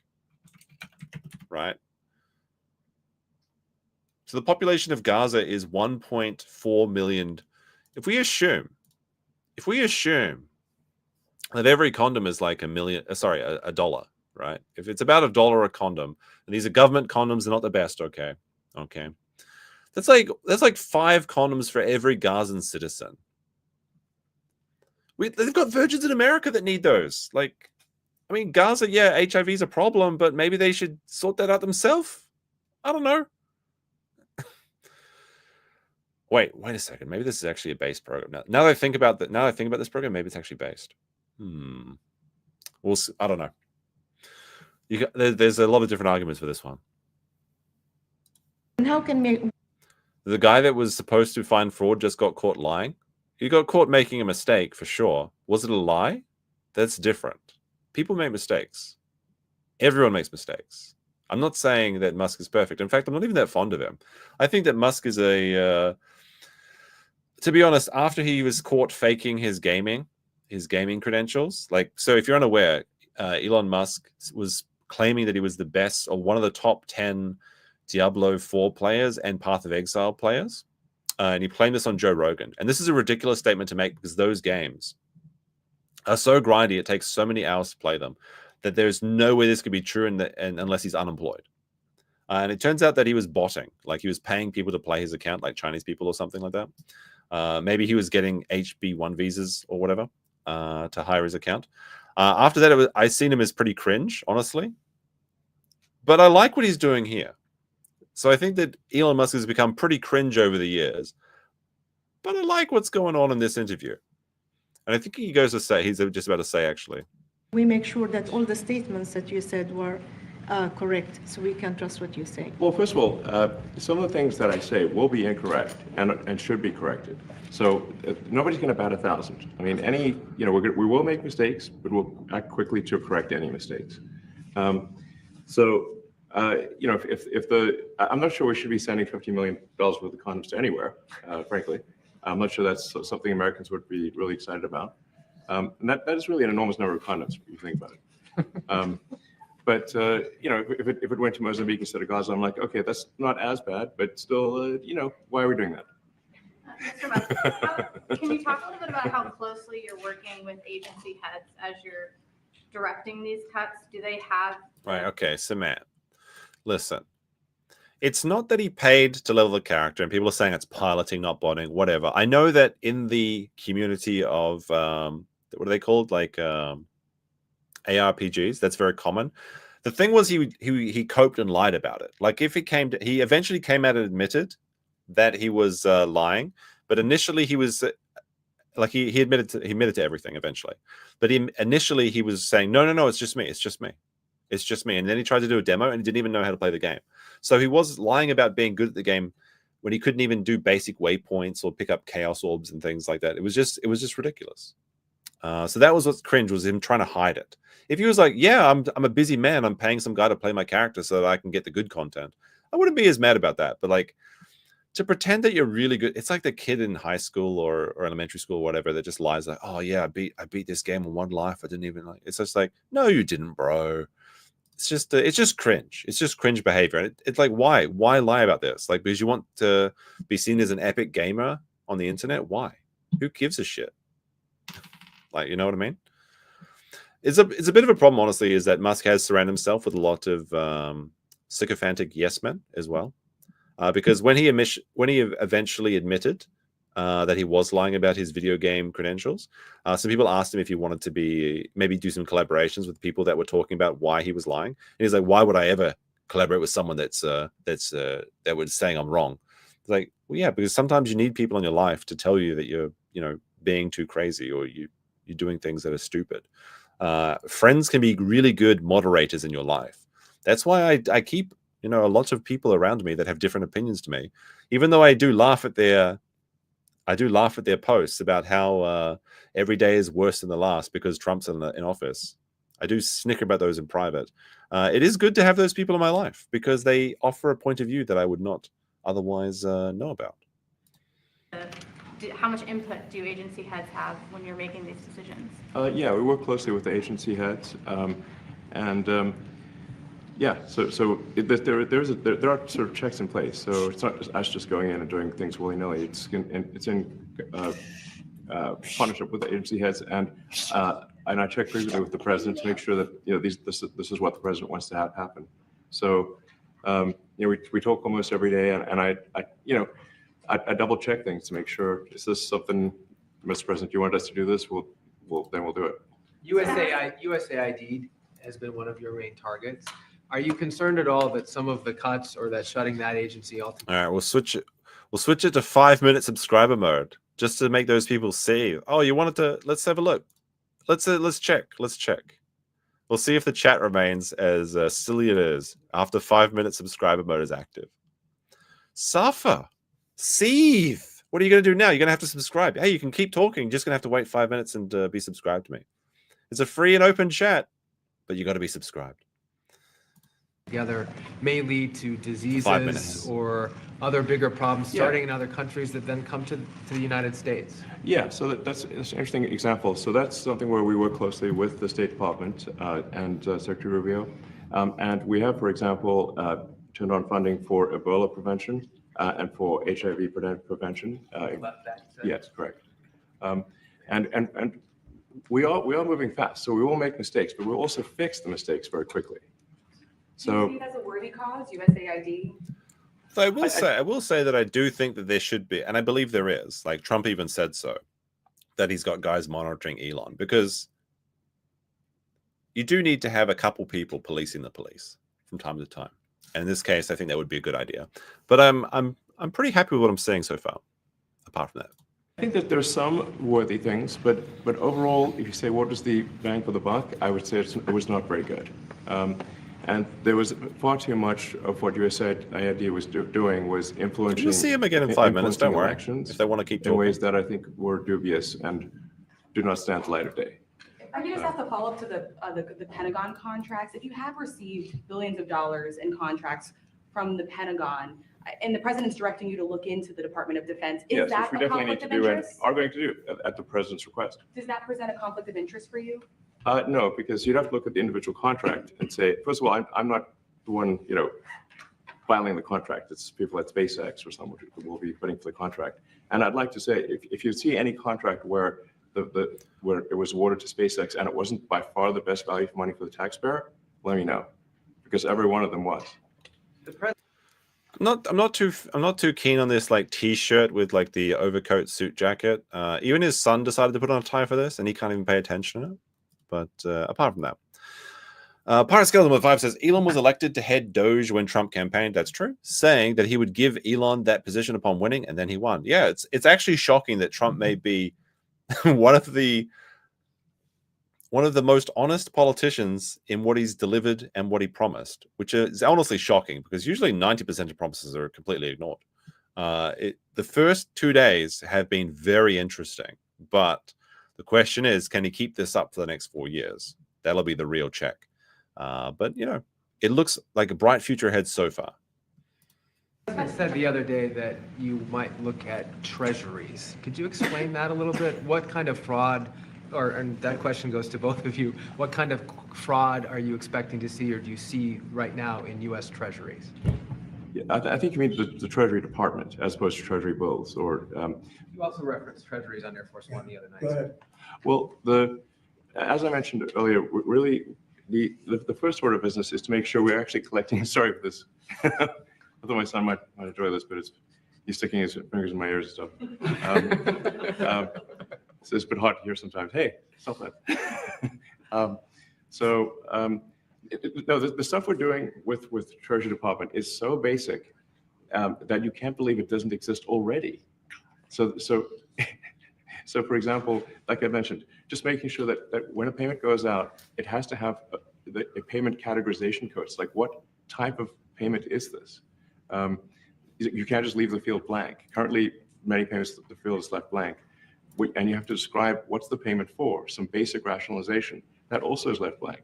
So this is why, the Pentagon, when's the last time the Pentagon passed an audit? I mean, a decade ago, maybe? Ever? Oh, wait, sorry. I just got to interrupt for a moment because someone reminded me something. Sam said that NASA took a big L with SpaceX going to retrieve those astronauts. There's something I got to show you. I think it was on I was like scrolling through. Where is it? It's like, if I search this for NASA, hopefully this will come up. Let's have a look. NASA. Is this legit? Did NASA spend $500,000 on Politico subscriptions? What in the actual fuck? So people are like, I don't know, you're heading up government contracts to go to SpaceX. Is this okay? And NASA's spending $500,000, $500,000 on Politico subscriptions? Come on now. NASA leadership has verified that this was canceled today as of February 6th. That's insane. It's actual insanity. Samantha says, I got exactly what I voted for and then some. Well, I'm happy that you're enjoying what you paid for. That's good to know. And there will be some Elon bashing at a later point in the stream. Obviously, glazing a little bit, but I'm going to be making fun of him momentarily because honestly, he is a bit of a weirdo, and there's some things you might not know about him that I think is worth enlightening you on. Apart from the gaming stuff, I'm not going to talk about that much more. Really? And we want to just, in order to actually pass audits, you have to have financial information that allows you to trace the payments. And once in a while, the Treasury has to pause payments if it thinks the payment is going to a fraudulent organization. Like if a company or an organization is on a do not pay list, we should not pay it. I'm sure you would agree. Like if it's quite hard to get on that payment, I mean, it makes sense to me. Pay list, it means that this is someone that is just, it's like dead people, terrorists, known fraudsters, that kind of thing. We should not pay them. But currently we do, which is crazy. We should stop that. Many transactions. And by the way, hundreds, thousands of transactions like that. We have a big team. And for the sake of the country, I hope that the person that's in charge and the other people that report to me that are in charge are allowed to do the right thing, namely make sure everything's honest, legitimate, and competent. But we're looking at just, when you look at USAID, that's one. We're going to look at the military. We're going to look at education. They're much bigger areas. But the USAID is really corrupt. I'll tell you, it's corrupt. It's incompetent, and it's really corrupt. Someone in my house? I'm hearing some strange noises. I might be being invaded. You never know. Now I'm paranoid. It definitely sounded like my cupboard's opening, but I'm not sure. Probably nothing. Maybe it's the people that are upset that I changed the subscription. I changed the chat to 5-minute subscriber mode. It seems like they're gone. But here's the chat. If they keep talking after 5-minute subscriber mode, should I change it to 10-minute subscriber mode and just keep increasing? The subscription wall just got 10 minutes taller. I was thinking about it, but maybe I'm usually only let it set to 1 minute because I feel like that's a good medium. We'll see. That might be funny. That might be pretty funny. We'll have to see what I have to take a vote from the green names in chat, the supporters in the channel, You know, we've got so much gray names in the chat. What are you, all you tourists? What are you doing here? Nick, who's not a tourist, but he is a good Swedish man, says, I don't mind US sponsoring independent media. I do mind US sponsoring government-owned media. True. Letty with $2 says he's putting the fries in the freaking bag. I mean, we actually have Trump pictures of Trump doing that, which is very funny. And Missouri with a $2 says the Grudge and/or the Omen are in my house. It's possible. It is like Chinese New Year or something. So you never know. Probably like a Chinese Omen ghost. Look through my key peephole. Actually, do I have one? I never use those. I'm sure it'll be fine. I'm sure it'll be fine. And I can't imagine a judge saying, well, it may be corrupt, but you don't have the right. You got elected to look over the country and to, as we say, make America great again, but you don't have the right to go and look and see whether or not things are right that they're paying or that things are honest that they're paying. And nobody can even believe this. Other people, law professors, they've been saying, how can you take that person's right away? You're supposed to be running the country, but we're not allowed to look at who they're paying it to and what they're paying. We have massive amounts of fraud that we caught. I think we probably caught way over a lot of billions of dollars already in what, 2 weeks? Yes. And it's going to go. Yeah, it's like, it looks like about $80 billion. And we took a screenshot about an hour ago. So let's compare. Let's have a look. So in the time that we've been streaming, the debt has gone up by 220 million.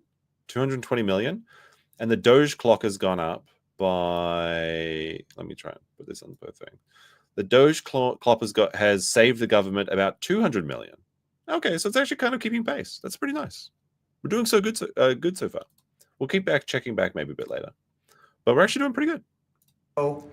To numbers that you're not going to believe. And much, as I said, much is incompetence and much is dishonesty. We have to catch it. And the only way we're going to catch it is to look for it.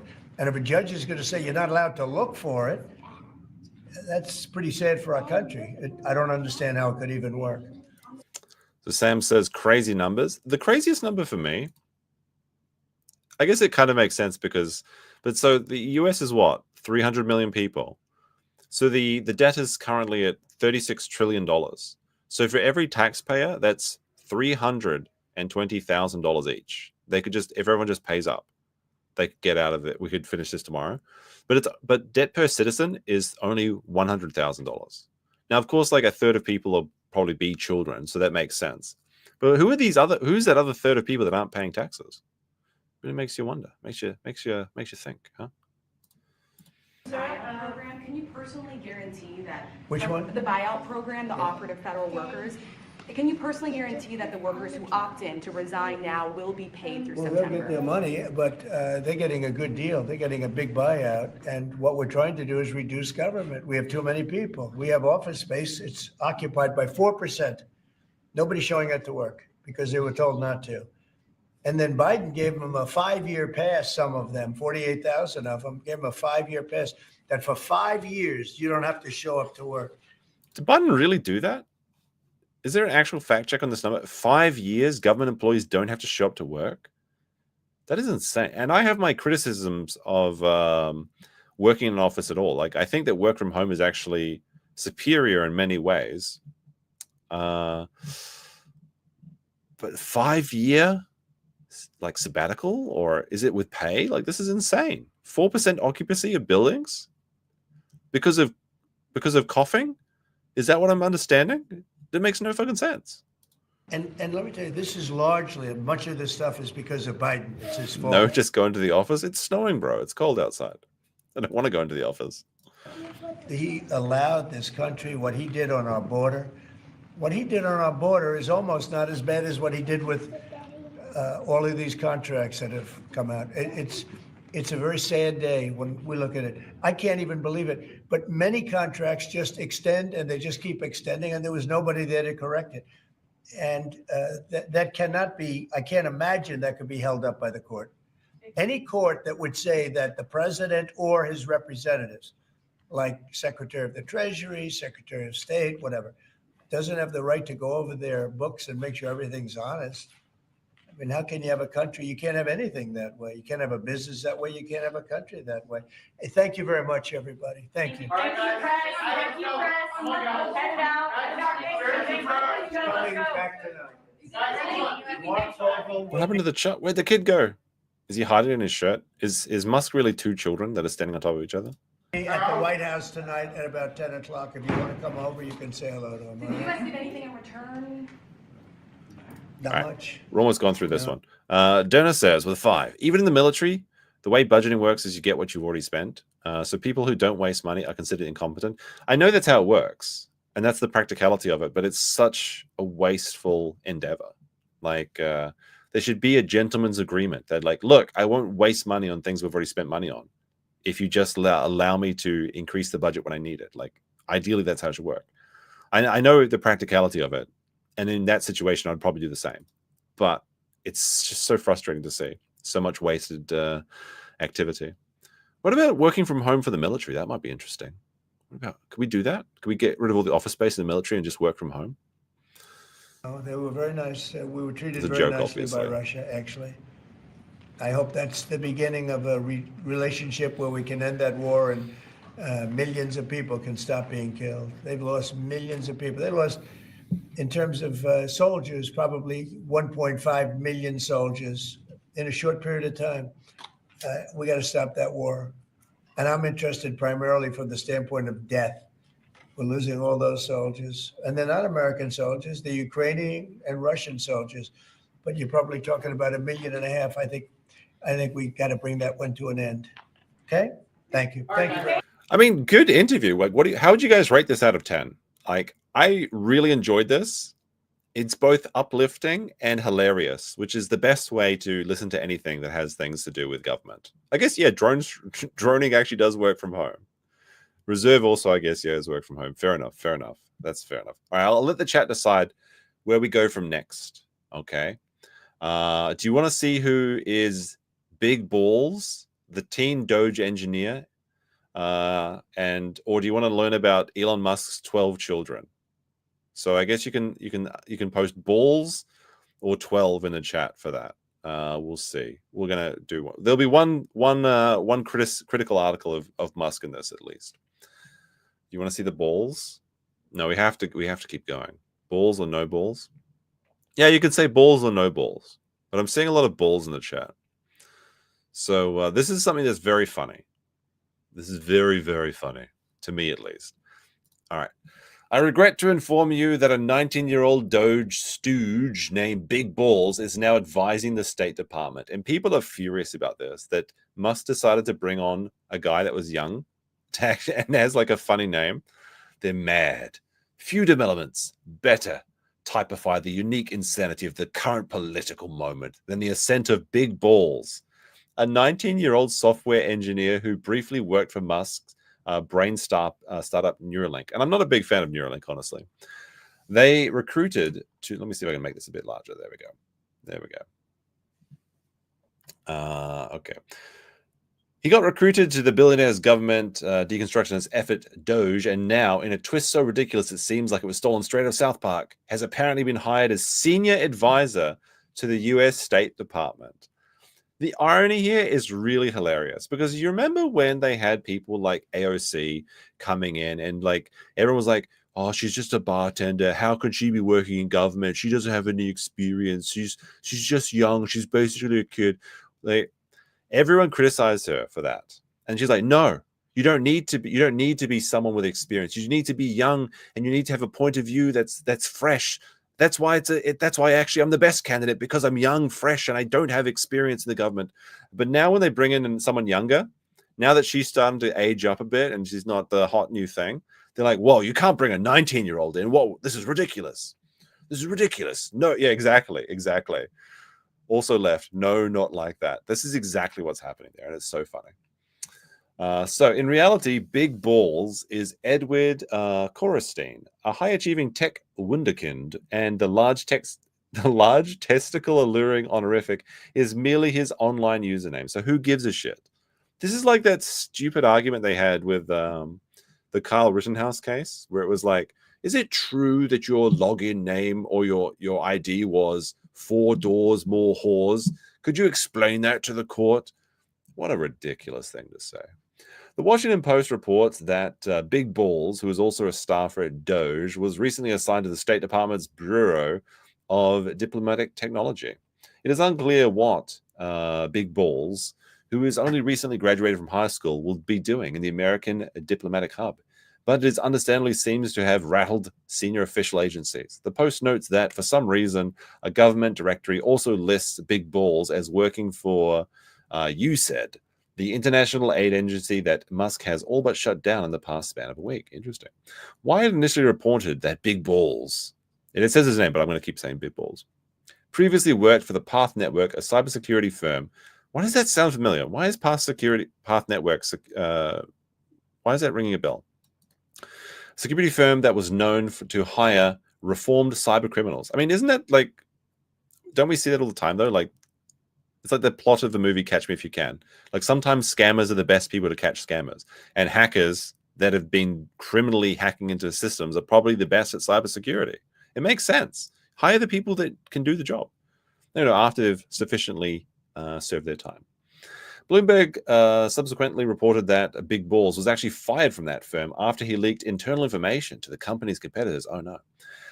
I can confirm that Edward Korstein's brief contract was terminated after the conclusion of an internal investigation into the leaking of proprietary company information that coincided with his tenure. A Path Network spokesman told the outlet next week. Meanwhile, he has said that he did nothing contractually wrong while at the company. Well, we got a he said, she had. What are we going to do now? Subsequently, the cybersecurity blogger Brian Krebs made a claim that Korstein was formerly known as a member of the Com, a loose online affiliation of Telegram and Discord's users. Oh, that's okay. This is the worst thing I've heard about him so far. He's a Discord user. By the way, if you do join as a member on my channel, you get access to my Discord. You can also just like the stream or subscribe. That's good too. I appreciate all the activity as well. He had frequently been known to engage in a wide variety of criminal activities. Oh no. Krebs doesn't claim that Korstein was involved in any of these criminal activities, but just that people in the Discord were. So he's obviously guilty by association. Great reporting. Lovely Gizmodo reporting. Now, for whatever reason, Balls/Korstein has been given a horrifying amount of access to data in the internal system for the federal government. In addition to Korstein, another DOGE member, a 23-year-old former SpaceX intern Luke Farrater, has also reportedly been given some position in the State Department. Like Korstein, he is also listed as working for the Bureau of Diplomatic Technology. Gizmodo reached out to the State Department for more information on what Big Balls and Farrater are doing in the government, and will update if it responds. Deal with it. Deal with it. I mean, you get what you fucking deserve. Get what you fucking deserve. And now Big Balls is coming for you.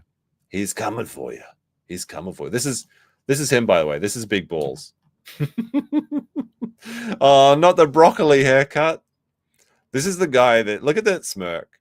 This is the guy that's changed. Like, you know what these guys are doing? You know why they were hiring these 19-year-olds, these Zoomers or whatever they're called? It's because they have to give them enough Ritalin or Adderall or whatever so they can go through all the government websites without falling asleep and remove things. Let's take a look. Let's take a look at some of the things that the Department of Government Efficiency has done so far. Let's see. So this is the most recent one. Fixed. The gender identity section has been deleted. So this was on the VA Benefits and Health Center. Previously, you could add your gender identity to the page. I absolutely hate this. But sometimes I can, like, have you guys considered this? So you're filling out a form or you're signing up for something and they have the do you want to put in your gender identity? And I think to myself briefly, should I put in female just because it might give me a benefit in some way? I'm almost certain, I've never done it, but I'm almost certain if you choose female, you get like benefits or like some sort of boost in whatever, like let's say for Instagram, you sign up for Instagram. It's like, what's your gender identity? It's like, I'll put in non-binary and see if I get more likes on my post, sort of thing. This is what the new page looks like. Preferred name. I mean, this is what you need. Your personal information, legal name, date of birth, preferred name. Yes, that's all you need. Why does a government benefit website need to know your gender identity? What a ridiculous waste of time. So this is why they've got the Zoomer broccoli cut people doing this. That's what they're doing now. Why do they all have that haircut? I don't know. We're getting too old, man. We don't understand. Also today, the Department of Education terminated. Oh, we read that one. That was a pretty outrageous one, though. The $1.5 million to one person that was observing mail and clerical operations at the mail center. How the fuck does that make sense? Let's see. What is this one? Today, the Department of Education terminated 29 DEI training grants totaling $101 million. One sought to train teachers to help students understand and interrogate the complex histories involved in oppression and help students recognize areas of privilege and power on an individual and collective basis. Suffer education. What is this one? Today, the Department of Agriculture terminated 18 contracts for a total of $9 million, including contracts for Central American Gender Assessment Consultant Services. What? Brazil Forest and Gender Consultant Services? What? And Women in Forest Carbon Initiative Mentor Startup Program? Why does the Department of Agriculture need to have Central American Gender Assessment Consultant Services? That makes no fucking sense. Oh, my chat froze. I have to try and fix it up. Oh, dear, dear, dear. The only gender that agriculture should be involved in is finding out whether blueberries are male or female so that they can germinate correctly. That's the only thing that is required. Let's see if this works. The chat always bugs out a little bit towards the end of the stream when you get enough messages. Well, I can still read the chat, by the way. Just I can't display the chat. It's fine. I can read it on the sidebar of my thing. We'll see if we can find a few more. Let's see. Adjustment to the DHS website. That's the Department of Homeland Security, right? LGBTI community resources. Oh, look at that. It's so nice. Let's see the new page. It's like the what is it? Shit. The American Psycho meme. Impressive. Let's see Paul Allen's card. Page not found. Oh, it's been replaced by a dog. That's a bit cheeky. Oh.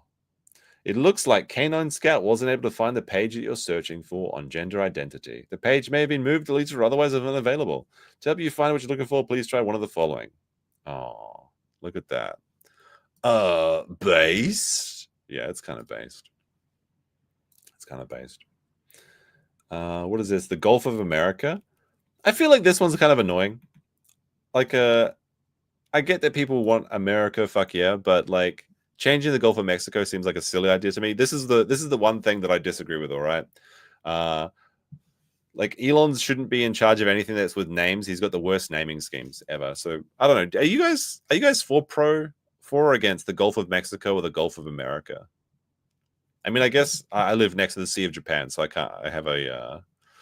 probably have my own bias on this, but I don't know how I feel about this one. I feel like this is just going to be annoying.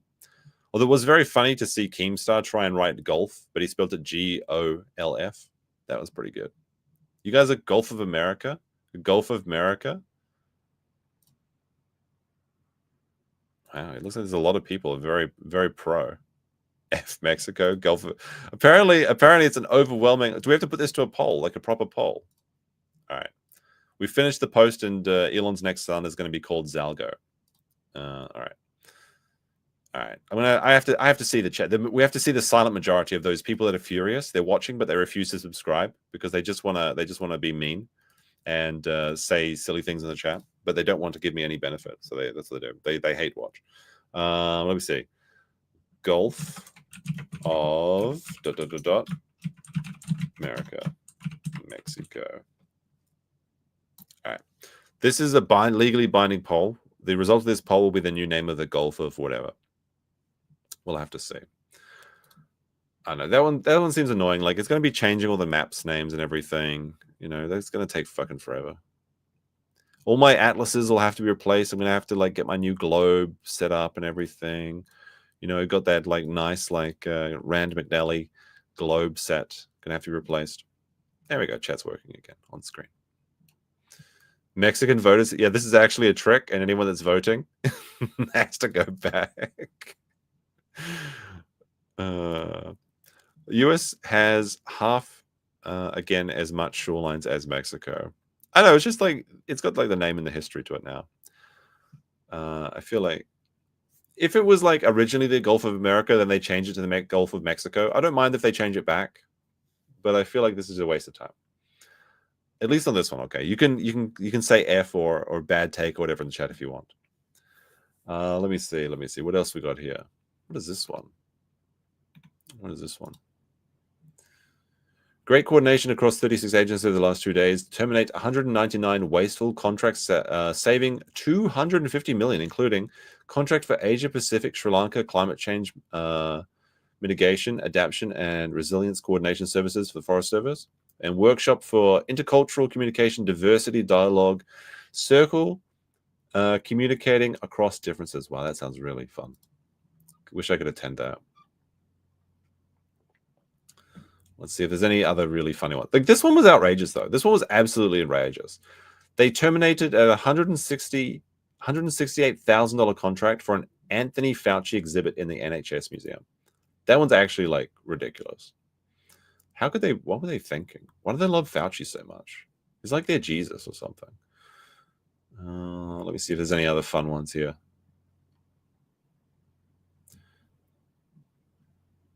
New York Times was government-funded media, apparently. This was the old diversity, equity, inclusion, and accessibility training. And it's gone. And it's gone. Deal with it. Deal with it. The 500,000 on Politico subscriptions for NASA. That's why we're not on Mars, by the way. That's exactly why we're not on Mars yet. All right. I think that's enough trolling on this one. And I can't find any really funny ones. So we'll go on to our next little thing. Let's see. Although we will take one final look at the mines that we'll never get. These will be the forbidden mines in the future. Archaeologists will find this mine and they're like, oh, there's supposed to be treasure in here. They'll like spend all their money on like expedition resources or something, like tunneling into Iron Mountain and expecting it to be like a massive iron bank of Bravos or something. And they get down there 200 feet underground after the rickety little ladder or whatever. And they just find like millions of government retiree forms. They're like, no, we're ruined. That'll be very funny little surprise for archaeologists in the future. If they don't just fill it with water or something. All right. So let's see. This is the guy responsible for it. But let's see. Musk is a bit of a weirdo, and we need to talk about that. And if you watch Matty, you'd probably be aware of this. But Musk is an African American, which means that he has 12 children with 5 different mothers. So let's take a look through the years. And we're not going to look at all of them, but some of them are weird because he is actually a weirdo. He's a big fucking weirdo. I've heard that he does exclusively artificial insemination these days, and he selects the male sperm so they can only have sons. But unfortunately, in 2004, he had twins. He had 2 twin boys, and just to spite him, one of the twins decided to literally say, fuck you, Dad, and your all-male future. I'm going to go a different way. So Vivian Gina Wilson, born in 2004. Vivian is a twin brother of Griffin and was born in 2004. She has been outspoken about her opinions regarding her father in recent years. In 2022, she legally changed her name and gender, saying that the gender identity and desire to distance herself from Musk was both figured into a decision, according to the Associated Press. I no longer live with the wish to be related to my biological father in any shape, way, or form, she explained in her legal petition. Musk said in the 2024 interview with controversial conservative commentator Jordan Peterson that Vivian was killed by the woke mind virus. Vivian spoke to NBC's news shortly after. She said she hadn't spoken to her father in 4 years. I would like to emphasize one thing. I'm an adult. I'm 20 years old. I'm not a child. My life should not be. My life should be defined by my own choices. So, literally just said, "Fuck you, Dad." I'm gonna fuck you, Dad. I'm gonna cut off my cock. What do you think about that?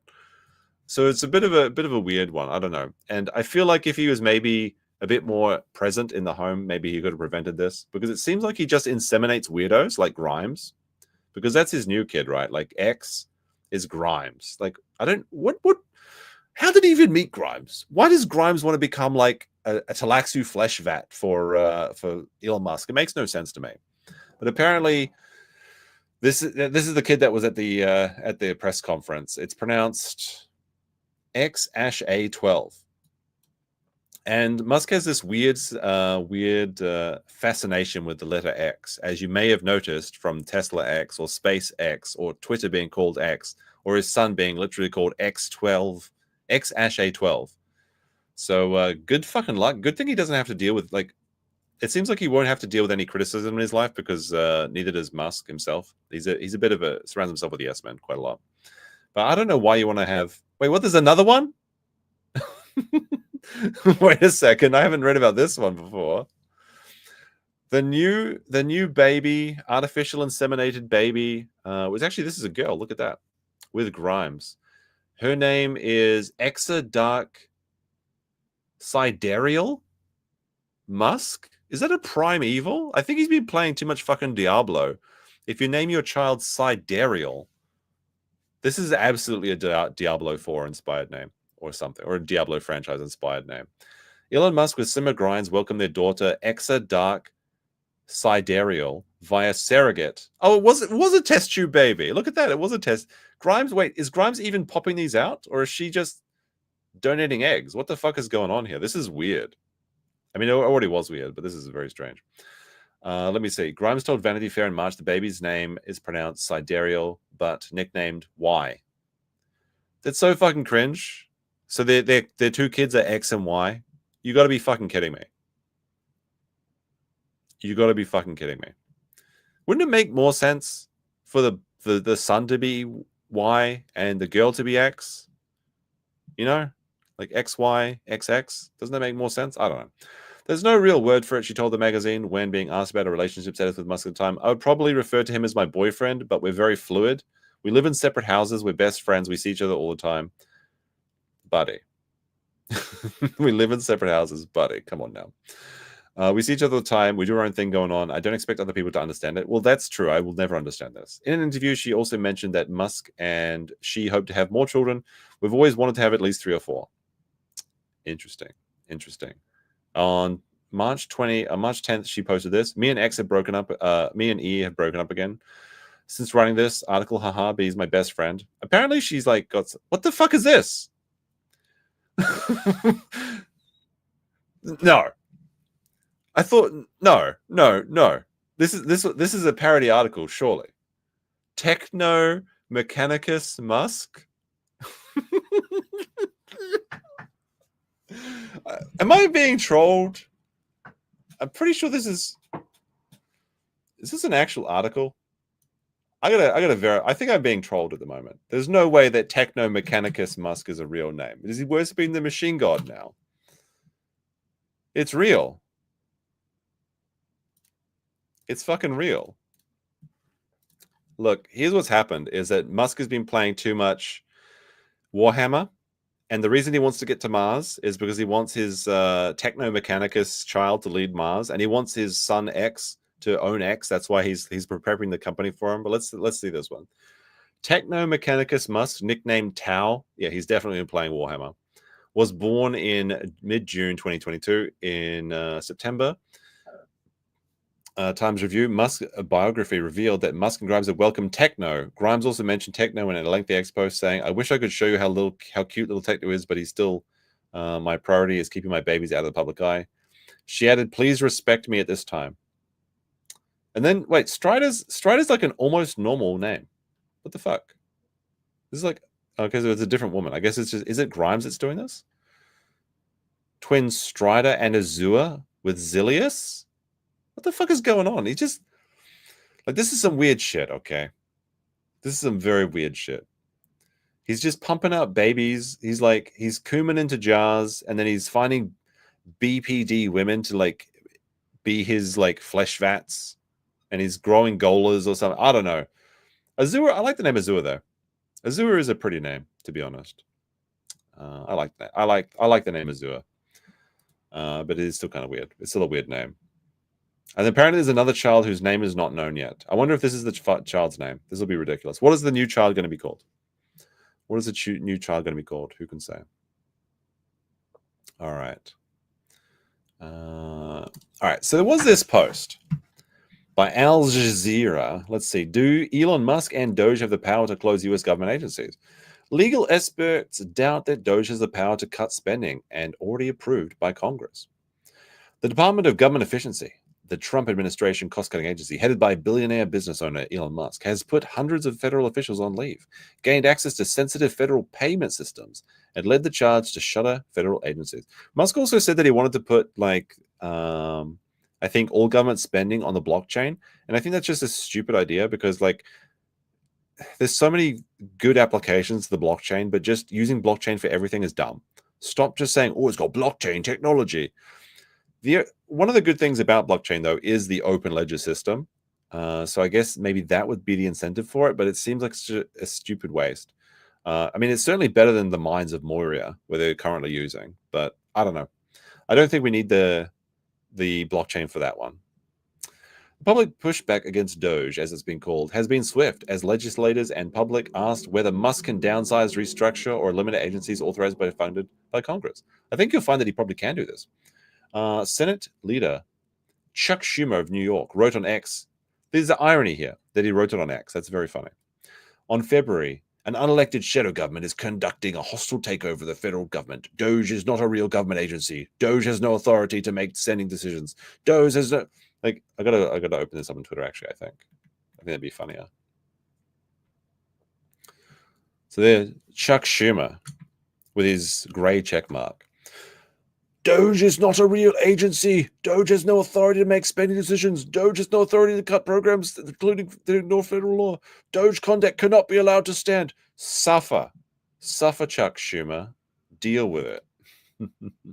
I mean, if it is true that DOGE cannot do these things, and I think that they can find a way to make it happen because Trump is the leader of the executive branch and he can delegate people to do these things, then yeah, take it to court and see if it works. If it doesn't, it doesn't. And if it does, deal with it. Very good. Very funny. Now, let's go to this one. This is really fun. This is like a fun little look into the future. But we got the Sky News Australia, which apparently is very based. And it's about 2 shooters, bombshell insights into JFK files, and more. And more. This is a fun one. For years, presidents have insisted that they've told us everything they could about JFK's assassination, the 9/11 terrorist attack, and COVID-19. Well, in news that should surprise absolutely no one, they were lying to us. Governments were keeping... The fact that she's saying this, even though they're just saying it in Australia, it's pretty outrageous. And I mean in a good way. Like, it's fantastic. Fantastically outrageous. The people that we can actually say this now without fear of being just disappeared. The truth hidden in the dark. Now, with President Trump in office, we are finally getting some transparency. Anna Paulina Luna will lead the task force on the declassification of federal secrets. And in her press conference today, she did not hold back, declaring that we've been treated like children for too long. This will be a relentless pursuit of truth and transparency, and we will not stop until the American people have the answers they deserve. We will cut through the bureaucracy, challenge the stonewalling, and ensure that the American people finally get the truth that they have been denied for too long. If we are to endure and thrive as a nation, we must restore trust through transparency. The American people must be trusted to think for themselves, to form their own judgments from the truth that they are entitled to know. I mean, this just makes sense. Why can't you just let people know? Oh, it's too important. We can't. No, just tell people. We've been treated like children for too long and kept in the dark by those we elected to serve us. People can think for themselves. What a concept. The truth has been covered up for far too long, and that is about to change. The investigations will look into the assassinations of JFK, RFK, and MLK. It'll also look at UAP. There's a lot of K's in that sentence. That's a risky. What do they mean by that? The Epstein client list, the origins of COVID-19, and the 9/11 files. Now, did you guys see, like, so now George Bush is sweating, right? There was a really funny inauguration meme where you see George Bush looking really nervous for a second, then he smiles, and then it was like the caption was like, when you hear what's being declassified, but nobody mentions 9/11. But I like where this is going. I like where this is going so far. This is now, great. The first investigation will be on JFK's assassination, and the head of the task force has just That's a bit rude, though. The head, really? Come on now. Revealed from what she's seen so far, what she's discovered, she believes there were 2 shooters. Our first investigation will be. It's kind of crazy though, right? 2 terms, 2 scoops, 2 genders, and 2 shooters. Holy shit. Announced, but it's going to be covering on a thorough investigation into the John F. Kennedy assassination. And I can tell you, based on what I've been seeing so far, the initial hearing that was actually held here in Congress was actually faulty in the single bullet theory. I believe that there were 2 shooters, and we should be finding more information as we are able to gain access into the SCIF, hopefully before the files are actually released to the public. John F. Kennedy was riding in a presidential motorcade in Dallas, Texas, when he was shot and killed on November 22, 1963. And after decades of government reluctance to release all of the documents related to his assassination, we are finally getting them. Now, the Warren Commission determined that JFK was assassinated by Lee Harvey Oswald, who acted alone, but the 1969 report by the US House Select Committee on Assassinations concluded that Kennedy was likely assassinated as a result of a conspiracy. Now, Anna Paulina Luna has said that for years, a certain narrative has been rinsed and repeated in the media without the full truth. And she hopes that all the theories that have been flying around out there will be put to bed. There's been conflicting evidence, and I think that even the FBI at the time reported some anomalies in the initial autopsy at Bethesda, Maryland. All of those, though, seem to have been rinsed and repeated in the media to push a certain narrative that we don't agree with. And so I think that in order to put to bed some of the theories that have been out there on John F. Kennedy, we have to know the full truth, and the full truth starts with transparency, and that's why these files is so important for the American people to read for themselves. Finally, it only took 61 years and a president as tough as Donald Trump for us to get here. This is what will be included in the task force, with the hearings expected to start next month. Based on what... So, we're actually looking at some interesting content going forward. I'm very interested in seeing the result of this.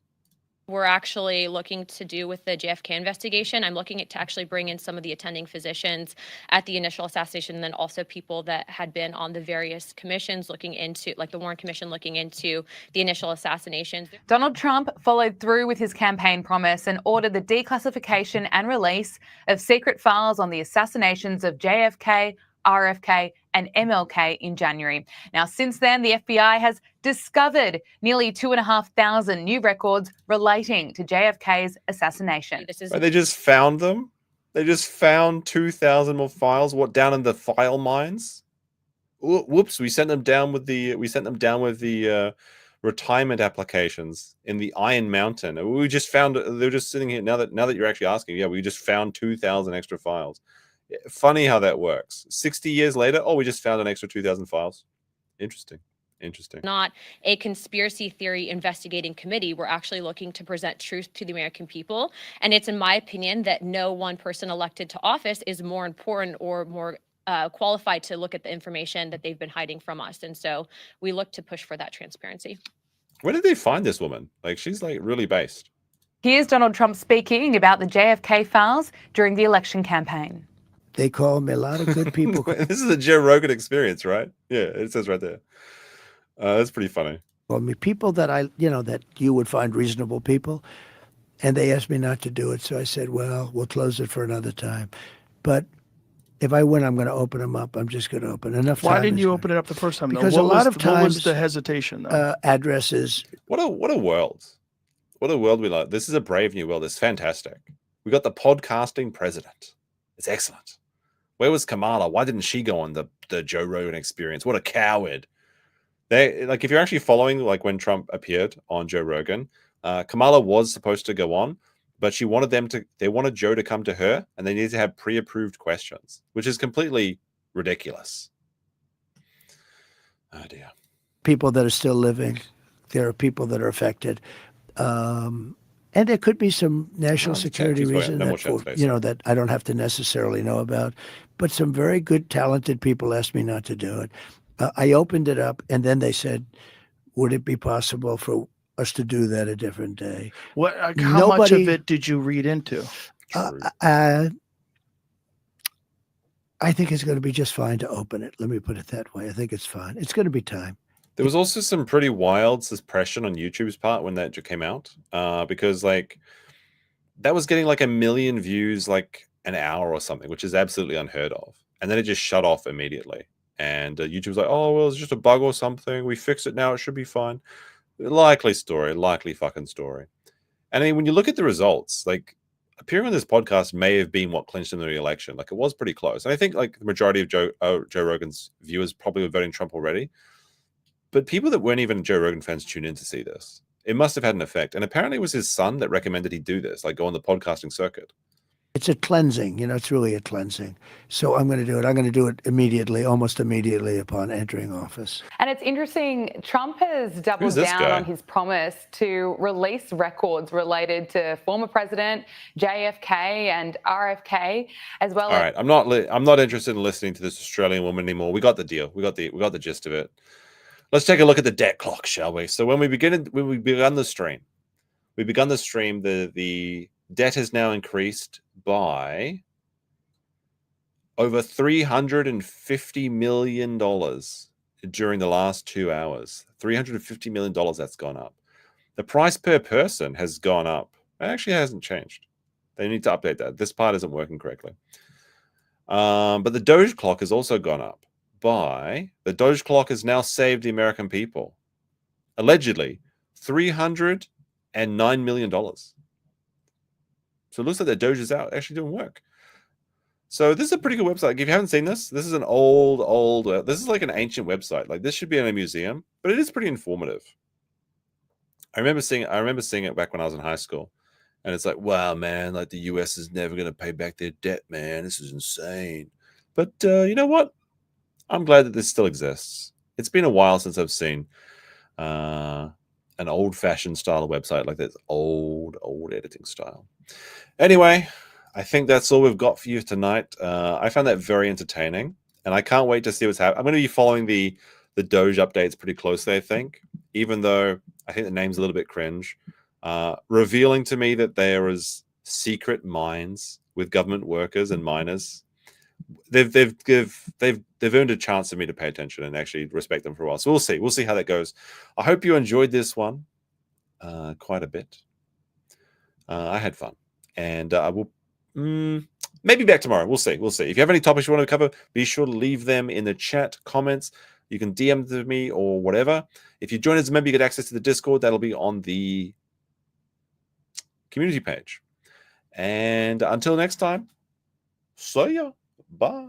Stay safe out there, boys.